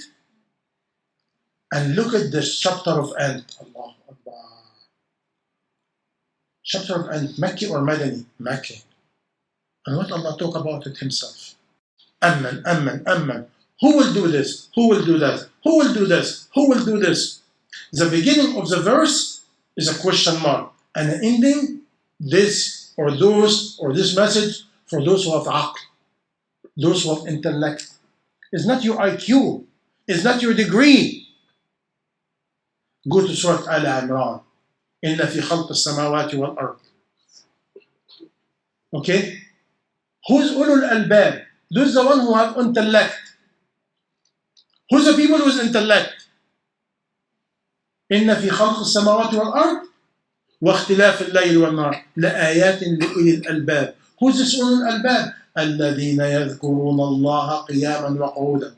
They remember Allah day and night, sitting and standing. But so what's the first quality of people who have intellect? Remember Allah. And remember Akhirah. And remember the creation of Allah. Meaning they remember Allah. When the people went to the mother of Abu Darda, Hakim al-Ummah, and they asked her, Ya Abu Darda, what is the quality of Abu Darda? Long, silent, a lot of thinking. If you go to Abu Darda, you think about his daughter, about his son, or you think about Allah Jalla Jalaluh. Is Abu Darda try to marry his daughter to somebody rich? No, go study. Abu Darda marry his daughter to whom? To a man has no money and refused to marry his daughter to the son of the Khalifa. Tell me now, can you marry your daughter to somebody who's good, has no money? Allahu Akbar. We are a bunch of liars. We're laughing. When the time comes, he has to have money. He take my daughter to Jahannam, but at least have money.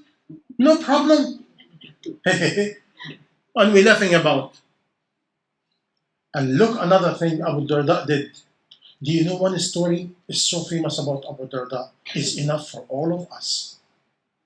When he was sitting in Syria, in a Sham, one day before Fajr, and one man came to him, Ya Abu Darda, your house on fire. You know what he said? He said, my house cannot be on fire. The man, respect to Abu Darda, he ran. He came back. He said, Ya Abu Darda, your house on fire. He said, my house cannot be on fire. And he's sitting.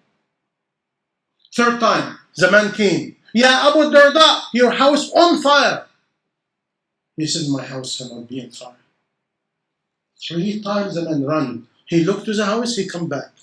He said, Ya Abu Darda, my eyes is a liar and you said the truth. How? He said, the fire eat the whole area and come around your house and stop. He said, Ya Abu Darda, I am watching the fire, I worry about your house. And you sitting here, calm, and tell me my house cannot be in fire. How you do that? He said, I know your eyes is a liar and what Allah promised is a true. He said, how? He said, I know Allah will not do this to me today. He said, how you know that? He said, kalimat, word, allamaniha. Rasulullah teach it to me. And he told me, Abu Darda, whoever said it in the morning, nothing will harm him except death until evening. And whoever said it in the evening, nothing can harm him until morning except death. Who among you remember the dua? This is called the ultimate protection. Protection completely. And Rasulullah promised what? Whoever said, he will be protected until evening. I bear witness to Allah. One day I forget it. One day, and I know something will happen. My car gets stolen. And Ibn Qayyim al-Jawziyya, what he said, forgetting the dua is part of the qadr. Because Allah will not do the qadr with the dua. Yeah. You see, but when the qadr is written, all of a sudden you forget the dua. If I forget the dua, I feel like, what will happen? Hey, you see Abu Darda message? You don't remember the dua? Allahumma anta rabbi. Hey? No, it's istighfar. Hey? Yeah. If اللهم أنت ربي عليك توكلت وأنت رب العرش العظيم. ما شاء الله كان وما لم يشأ لم يكن ولا حول ولا قوة إلا بالله العلي العظيم. By the way, can I make this dua? No.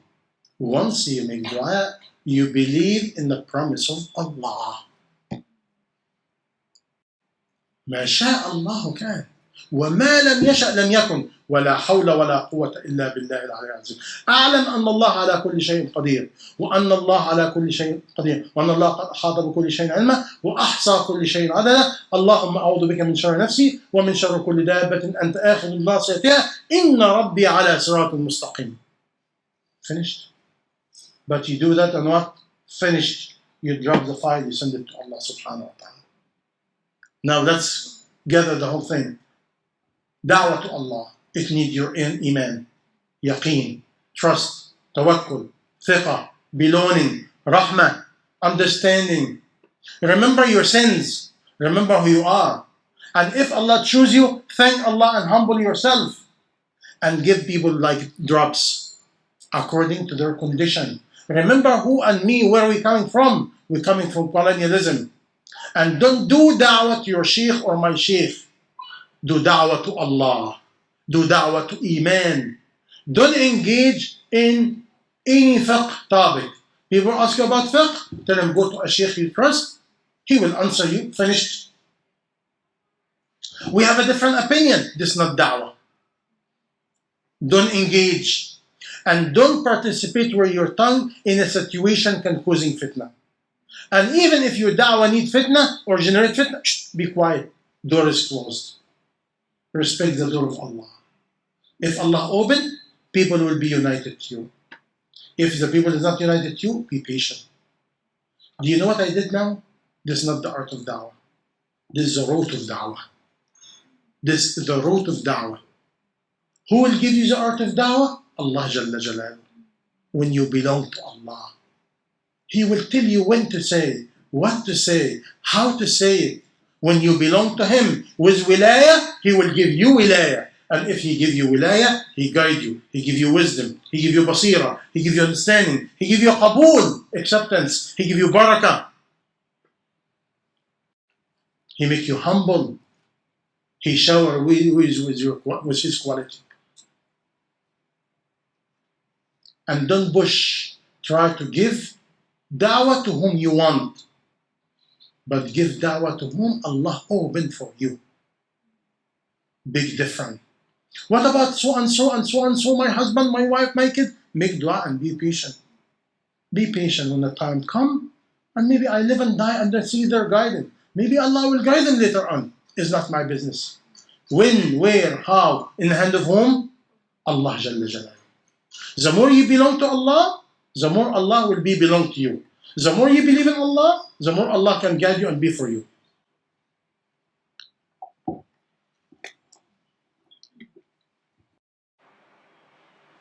Assalamu alaikum. Alaikum assalam. Just talking. Okay. My name is Muhammad Saifuddin. Muhammad Saifuddin. I used to read and hear about people talking about the adab, the ethics of eating, visiting the sick, sleeping. Is there anything like the adab for da'wah? MashaAllah. The brother opened a beautiful topic. He said, I read the manner of visiting people, the manner of visiting sick. Is any adab for da'wah? When you study Islam, everything Islam has qawaneen, has fiqh, regulation, has adab, a lot of manner, and a lot of what? A lot of fada'il, okay, and purpose.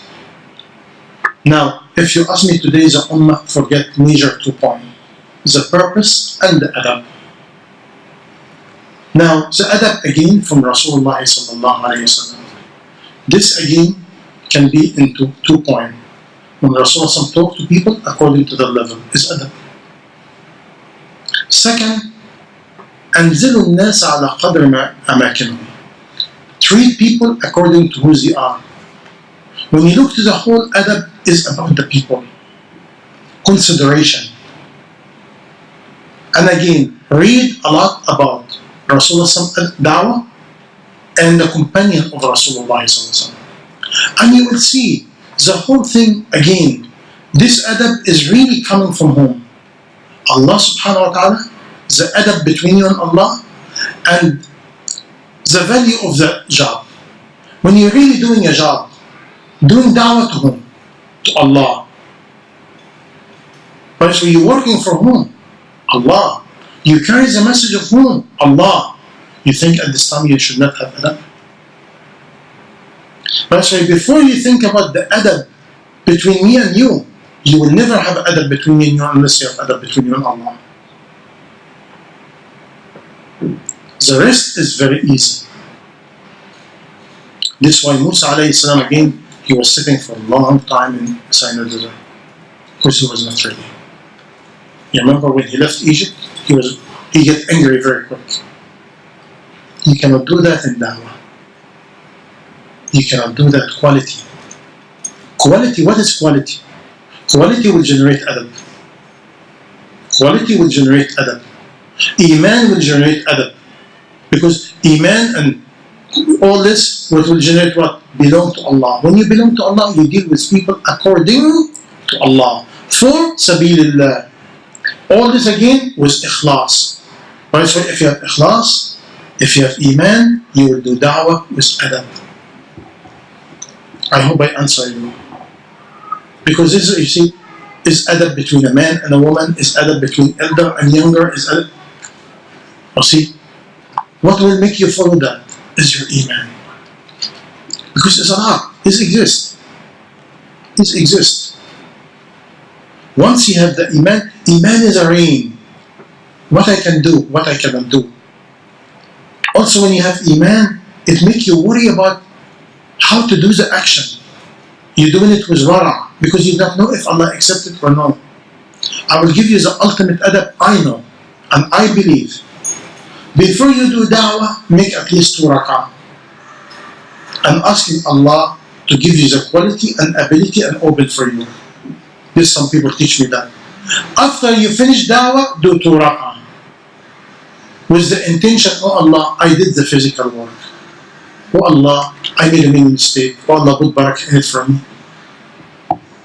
Because you do not want to generate adab between me and you and lose the adab between you and Allah. No. Adab between you and Allah is high. It's the root of everything. Because before you work for Allah, ask Him to support you. And after you finish work, ask Him to accept and put barakah for you. The person who taught me that, he told me if you do not do so, you could get indulged into shirk, an ego. And you will do so a lot of work, but nothing will happen. And it can make you liking yourself. Honestly, I have a habit, 2 rak'ah before, 2 rak'ah after. That's it, I'm weak. 2 and 2. With the intention, Allah, I did what I have to do, please forgive me. Put barakah in me. What about my mistake? What about my bad manner? Oh Allah, please forgive me and hide it from me. He's the only one can do it. Any question, any concern? Just now you are telling us that we must put ourselves loving to Allah. But what about the family? Because as you know, if we go out for the da'wah, for example, and then we also need that our family also should be guided by that da'wah. How are we going to deal with the family? Because as you know that the present days, the influence of the world podcast is very great indeed, and our family, especially the kids, for example, we leave them alone. We might be influenced by the present technology movement. What they might change, is it? So how are we going to spend our time? We said if we spend our time for them, for da'wah, for example, are we living the love of Allah? Okay. How we can balance between da'wah outside and da'wah to the family? And if we go da'wah outside, do we neglect the family? And if we are with the family, how to do da'wah to the family? I will tell you something, and this for tomorrow too. The ultimate da'wah today to be a Muslim. The ultimate da'wah, be a Muslim. What is meaning? Be a role model. Don't call people da'wah and once you get home, and you're acting like shaitan. Astaghfirullah. Okay? Or you're acting with bad manner. Because people, especially your family, look his da'iyah. Look what he's doing. Look how the way he behaves. He took in the front of the people this way and look at him what he's doing now. You finished. You get it or no? We talk about ikhlas. It's easy to give da'wah outside.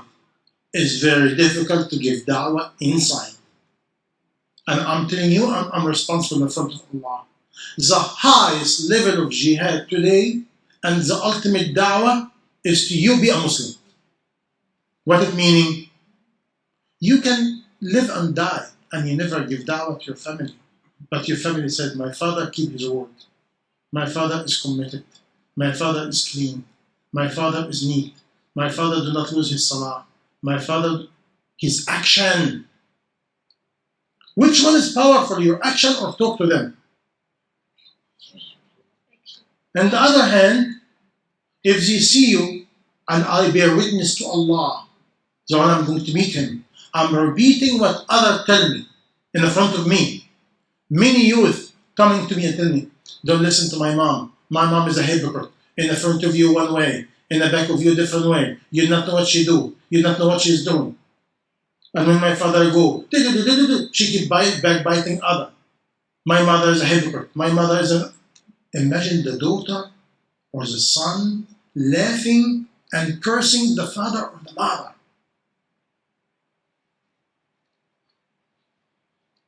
Or my father always sitting in front of TV, he playing game, and he goes no, and he do this with this. What dawah now? You make yourself like a stupid idiot in the front of the family. By this way, now your family actually become witness against you. Can you give them dawah? No way. smack yourself big time with a nice shoes because you lost yourself. Even in real life, what they say? They said, don't lose credibility. What is credibility? Look at Rasulullah sallallahu alayhi wasallam. Imagine if any time is being reported, the manager or the messenger or prophet, he hit this or beat this or he did this. Dawah is finished. But today we think Dawah is our talk. No, it's not our talk. Let me tell you one thing coming to my heart right now. You see? You know what the power of Dawah? I will tell you the power of Dawah now. Is your relationship with Allah in a time with nobody see you. You get it or no? I am now in the front of TV. I can watch such and such. I can do such and such. Who's watching? Be careful. And be a Muslim in the unseen. Allah make you a Muslim in the seen. Do you get it or no? Don't try to be a hypocrite. Your da'wah will have no power. Your talk has no power. You want to have your talk has power? Wallahi, I can get you 2 girls from New York now. Just before I came, I know them for 11 years. And their father is very tough. He beat them to blood. He's very nasty. And they coming back and first ask me advice. 3-4 years ago, they started getting sick, the father and mother. I said to the 2 girls, please, for sabilillah, this is my recipe. Be good. Serve. What I said? Serve. Make dua for them. And don't talk and don't argue. And I give them something by the will of Allah. I said, you take my advice seriously, your father and mother will be in your pocket. And will be like a children. And they will listen to you. I bear witness to Allah, I can give you the phone number and the address. Go ask them. Last couple of weeks, they tell me, Brother Ahmed, my mother and my father in my pocket. They respect me a lot. They do not do anything without my consultation. And my father and my mother become like a children in front of me. Who do that? Who do that? Why? Service. Be kind. Make dua. Be a role model. Don't talk. Don't give da'wah. And I used to tell them, every time you hug your father and mother, hold them and make dua for them. It takes time. Wait until the green light from Allah comes. What is the green light? When the family respects you. When the family sit around you and tell you, please, can you talk to us? If you do not see that, what you do? Be kind, service, be patient, make dua, and be quiet. And most of all, like I tell you, be a Muslim. Don't sit in the front of TV, playing game, do this, do that.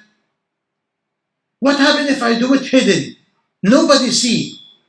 Allah will not give you the power. Do you get it or no? But is the power with whom? Who's the owner of power? Who's the owner of opening? Who's the owner of the heart? Why he will give it to you? When you are abd. You get it or no? Don't rush. If you rush, you're doing da'wah to your nafs. You have a lot of ego, a lot of arrogance, and you do not see it. Be patient until you see the green light. And the green light, acceptance. Acceptance when people respect you, when people want you to talk, and you hate to talk. Because talk is easy. Talk is easy. Affecting other is not easy. Talk is easy. Affecting other is not easy. Where it coming from? Ikhlas. Sincerity between you and Allah. Go back again. We do not get it. Wallahi, we do not get it. We think da'wah is a talk. Dawah is not a talk. Before talk is iman. So when you talk, you have what you're talking about.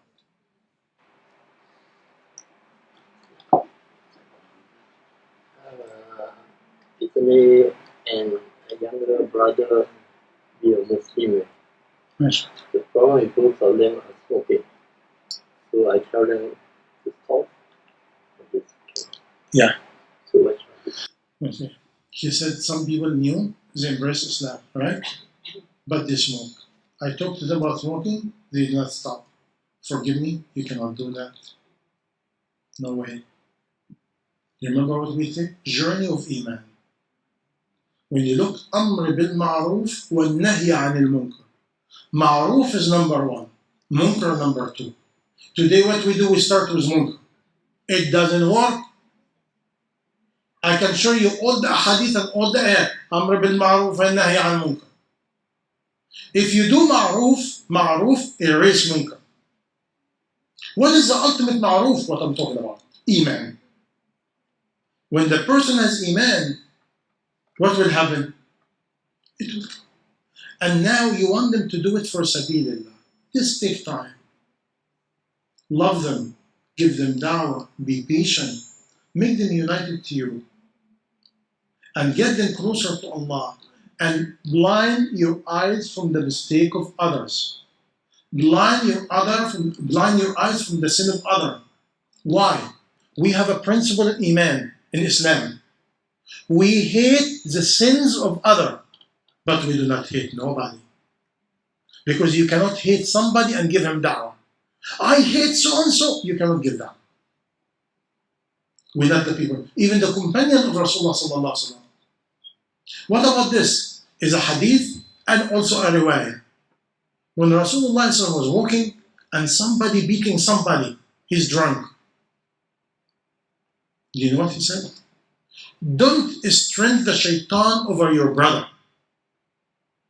Meaning, if a person is a sinner, and you keep repeating, you are a sinner, haram, the hadith, the ayat.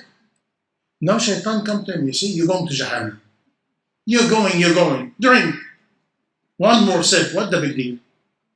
But it's why your talk can galvanize shaitan against the person. And what he said? He said, Rasulullah sallallahu alaihi wasallam, ذكروا أخاكم برحمة الله. Remind your brother with the rahmah of Allah. Because shaitan in the time of evils, in the time of sins, he make you forget the rahmah. He make you forget the tawbah. He make you believe you finished. Try it. It melts the heart of the people. Just talk about the rahmah of Allah. Ya Allah. It melts the heart of the people. This is why when I was young, one sheikh used to tell me, he told me, Ahmad, don't ever do da'wah. He told me when I was young, he told me, don't ever do da'wah. You're very tough, don't ever do da'wah. I said, why? He said, you need one person to make him reject Islam by your toughness. And he take you to Jahannam. By the way, don't loading, I'm repeating now. He said, don't loading a fiqh of haram or halal to a person cannot handle it. I'm dealing with you, you are a sinner. Don't tell the sinner this haram. Now the person can go to state of juhud. If you are a sinner, you are weak, you are a sinner. But if now I tell you, this is haram, and you're weak, your iman is weak, you tell me, I don't care. Now this can take you out of Islam. It's called juhud of Allah. Big ma'asiyah, out of Islam. By the way, don't help somebody is a sinner to get out of the rahmah of Allah. By being, haram, you have to stop everything. No. Remind the person of rahmah of Allah. And when you see the person even, turn your face. Don't allow him to see you. And make dua for you. Quick. You remember the man who's drinking in the time of Umar radiallahu anhu? And in the time of Umar, Omar tells this man, I see you again drunk, I will give you 80 lashes. And one day he has a bottle in his hand. Allahu Akbar. He has a bottle in his hand. And what happened? He watched Omar coming. And he has wine in his hand. يا طبعا عمر خليفة المؤمنين. And what happened? He made dua. Imagine. He said, Allah, if you save me from Omar, I quit. Imagine. And the moment Omar reached him, he said, you drinking again? He said, what are you talking about, ya Omar? It's vinegar. Vinegar, Omar. And Omar took it. He smelled vinegar. Right away, Omar told him, what you said to Allah? He said, Ya Omar, I was so scared of you. I said, Allah, if you save me, I will make tawbah. Omar, he said, you scared of me and you're not so scared of Allah? He said, Ya Omar, you're tough, but Allah is Rahim. Look, a man, a sinner, all of a sudden trust in the rahmah of Allah. According to the report, at this moment Allah accepts his dua, he changed the wine to vinegar. And he allows a man to say it. Imagine, because the person, he feels so scared. And he really desperate to Allah. Look what Allah is doing. Now ask yourself, which one has more rahmah, you or Allah? Hello? Where's our rahmah? Huh? Where's where a person embraces Islam? Alhamdulillah, which one is better? He died smoking or he died out of Islam?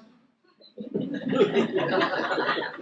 know, this is my principle. Make yourself taking the people even adapt toward Allah. And don't be the tool to take the people out of the rahmah of Allah. We still have 10 minutes.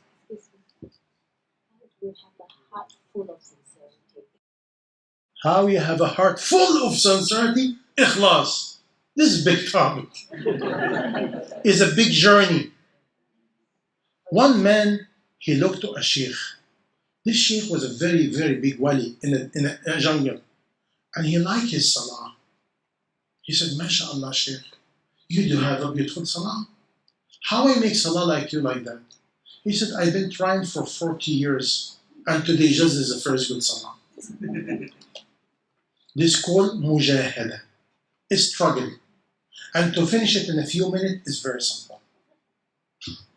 You like it, huh? When you really start journey of Iman and love Allah and get to know Allah. Because if you're a normal human being, if you're normal, is us normal? Honest Allah, we're not normal. I shared it with you before. Imam Ahmed ibn Taymiyyah, he said it, but you guys forget it. Verb love. What verb love mean? Verb as a verb. What love mean? He said verb love mean the feeling and desire to achieve pleasure and benefit to you. A feeling, desire to achieve pleasure and benefit to you. This is called love. And he said everything in this life, the benefit and pleasure can give you is limited. Once you get to Allah, the pleasure and benefit He can give you is unlimited. This talk is easy. Where's your heart? If I get a knife, I cut your heart into pieces, and I find out your heart is lies. Allah, Allah, Allah, Allah, Allah, Allah, Allah, Allah. Now you are in the journey. But today, Allah, my daughter, my son. You know, I was sitting with one family, and one lady like you, she told me, brother, one night I cannot make salah. I said, what happened? She said, my daughter was traveling, and she was driving. And I kept thinking, what happened if the tire blown? I said, imagine no Jannah, no Jahannam, only tire. Look at Shaitan.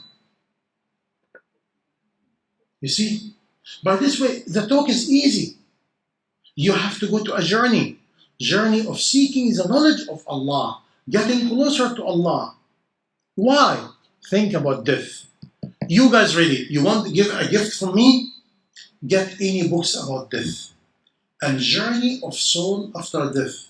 One of the most beautiful books in the market called At-Tadhkira. Called At-Tadhkira. This is the name of it. By Imam al-Qurtubi.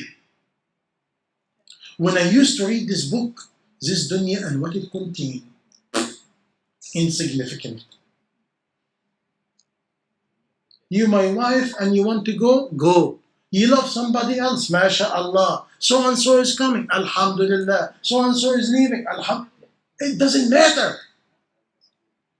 Because when you study the journey of the soul after death, everything we're doing now, we are stupid and will not benefit us.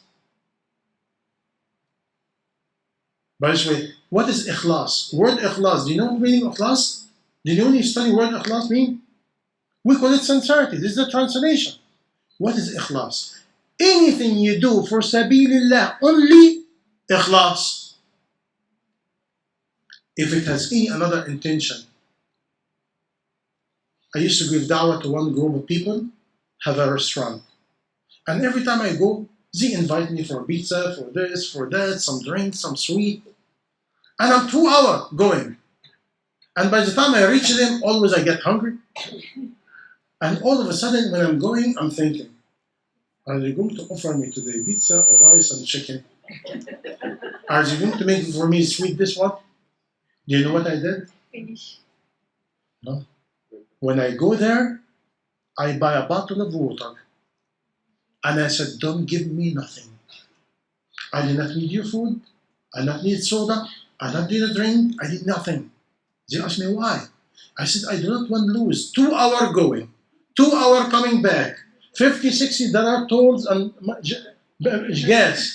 And I lose my whole day because of pizza. Don't laugh. How many times we go to an Islamic environment or Islamic event, but I know sister so-and-so is cooking today. She will get, I know she will cook this meal today. And now all of a sudden I'm going to the event and I forget about Brother Ahmed. It's about what? The meal. What will happen? I lost my day.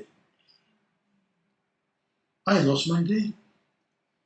And if you ask me, young lady, wallahi, ikhlas is very difficult. Very difficult. And you have to work very hard to clean it.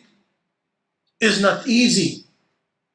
This is why Abdullah ibn Mas'ud radiallahu anhu, when the companion was sitting and they challenged each other, I want a valley full of gold to spend it for sabilillah. I want a valley full of horses to spend for sabilillah. Everybody want one good deed.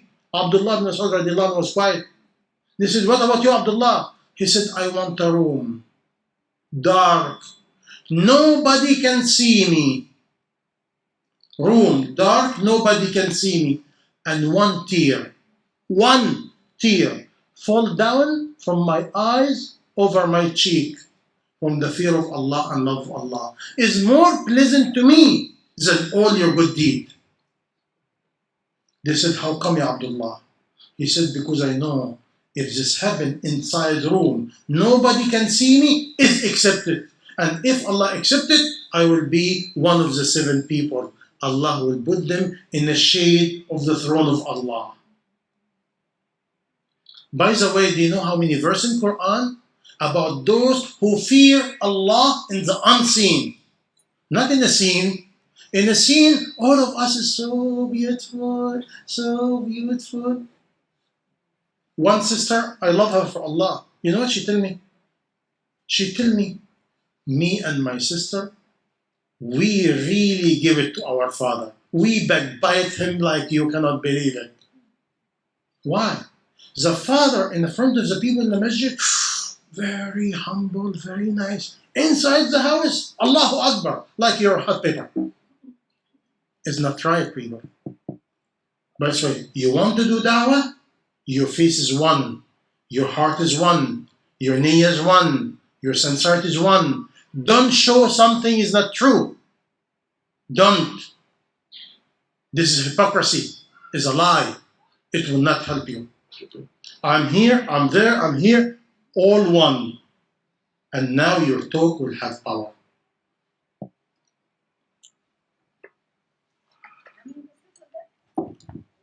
Anybody dying to ask one last question? She's dying. She's dying, dying. Please, a bit louder. I thought there was a question like when you said that how many verses in the Quran that mention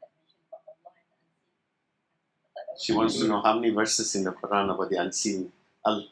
Fearing Allah. Fearing Allah and the unseen. Is a lot. Is a lot. Is a lot. Is a lot. Don't worry about the number. We look at your Surah Yasin. What about Surah Al-A'la?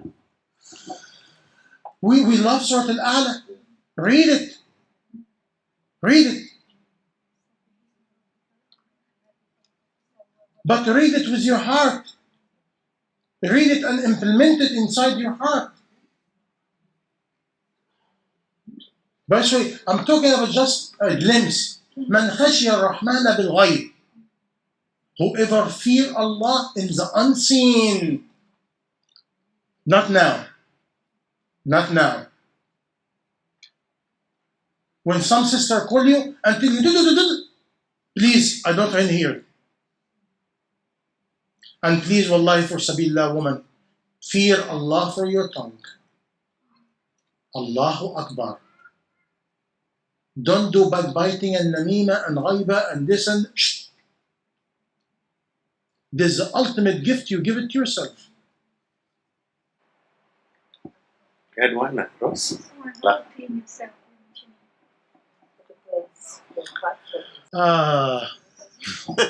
You not see, asking 3-hour questions. every question you ask is a journey by itself.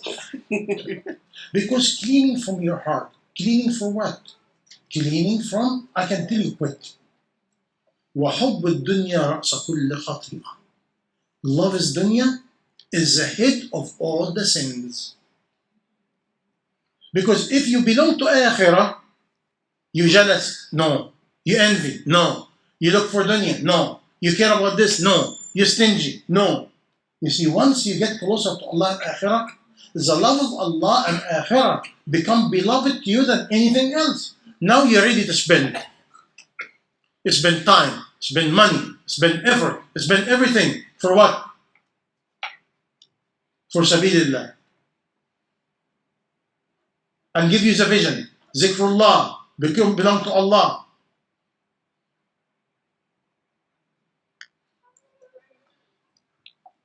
With that, I would like to close the meeting and on your behalf, express our deep gratefulness to Shaikh for this, all the wonderful ideas, the great insights you have shared with us this morning. May Allah bless all of us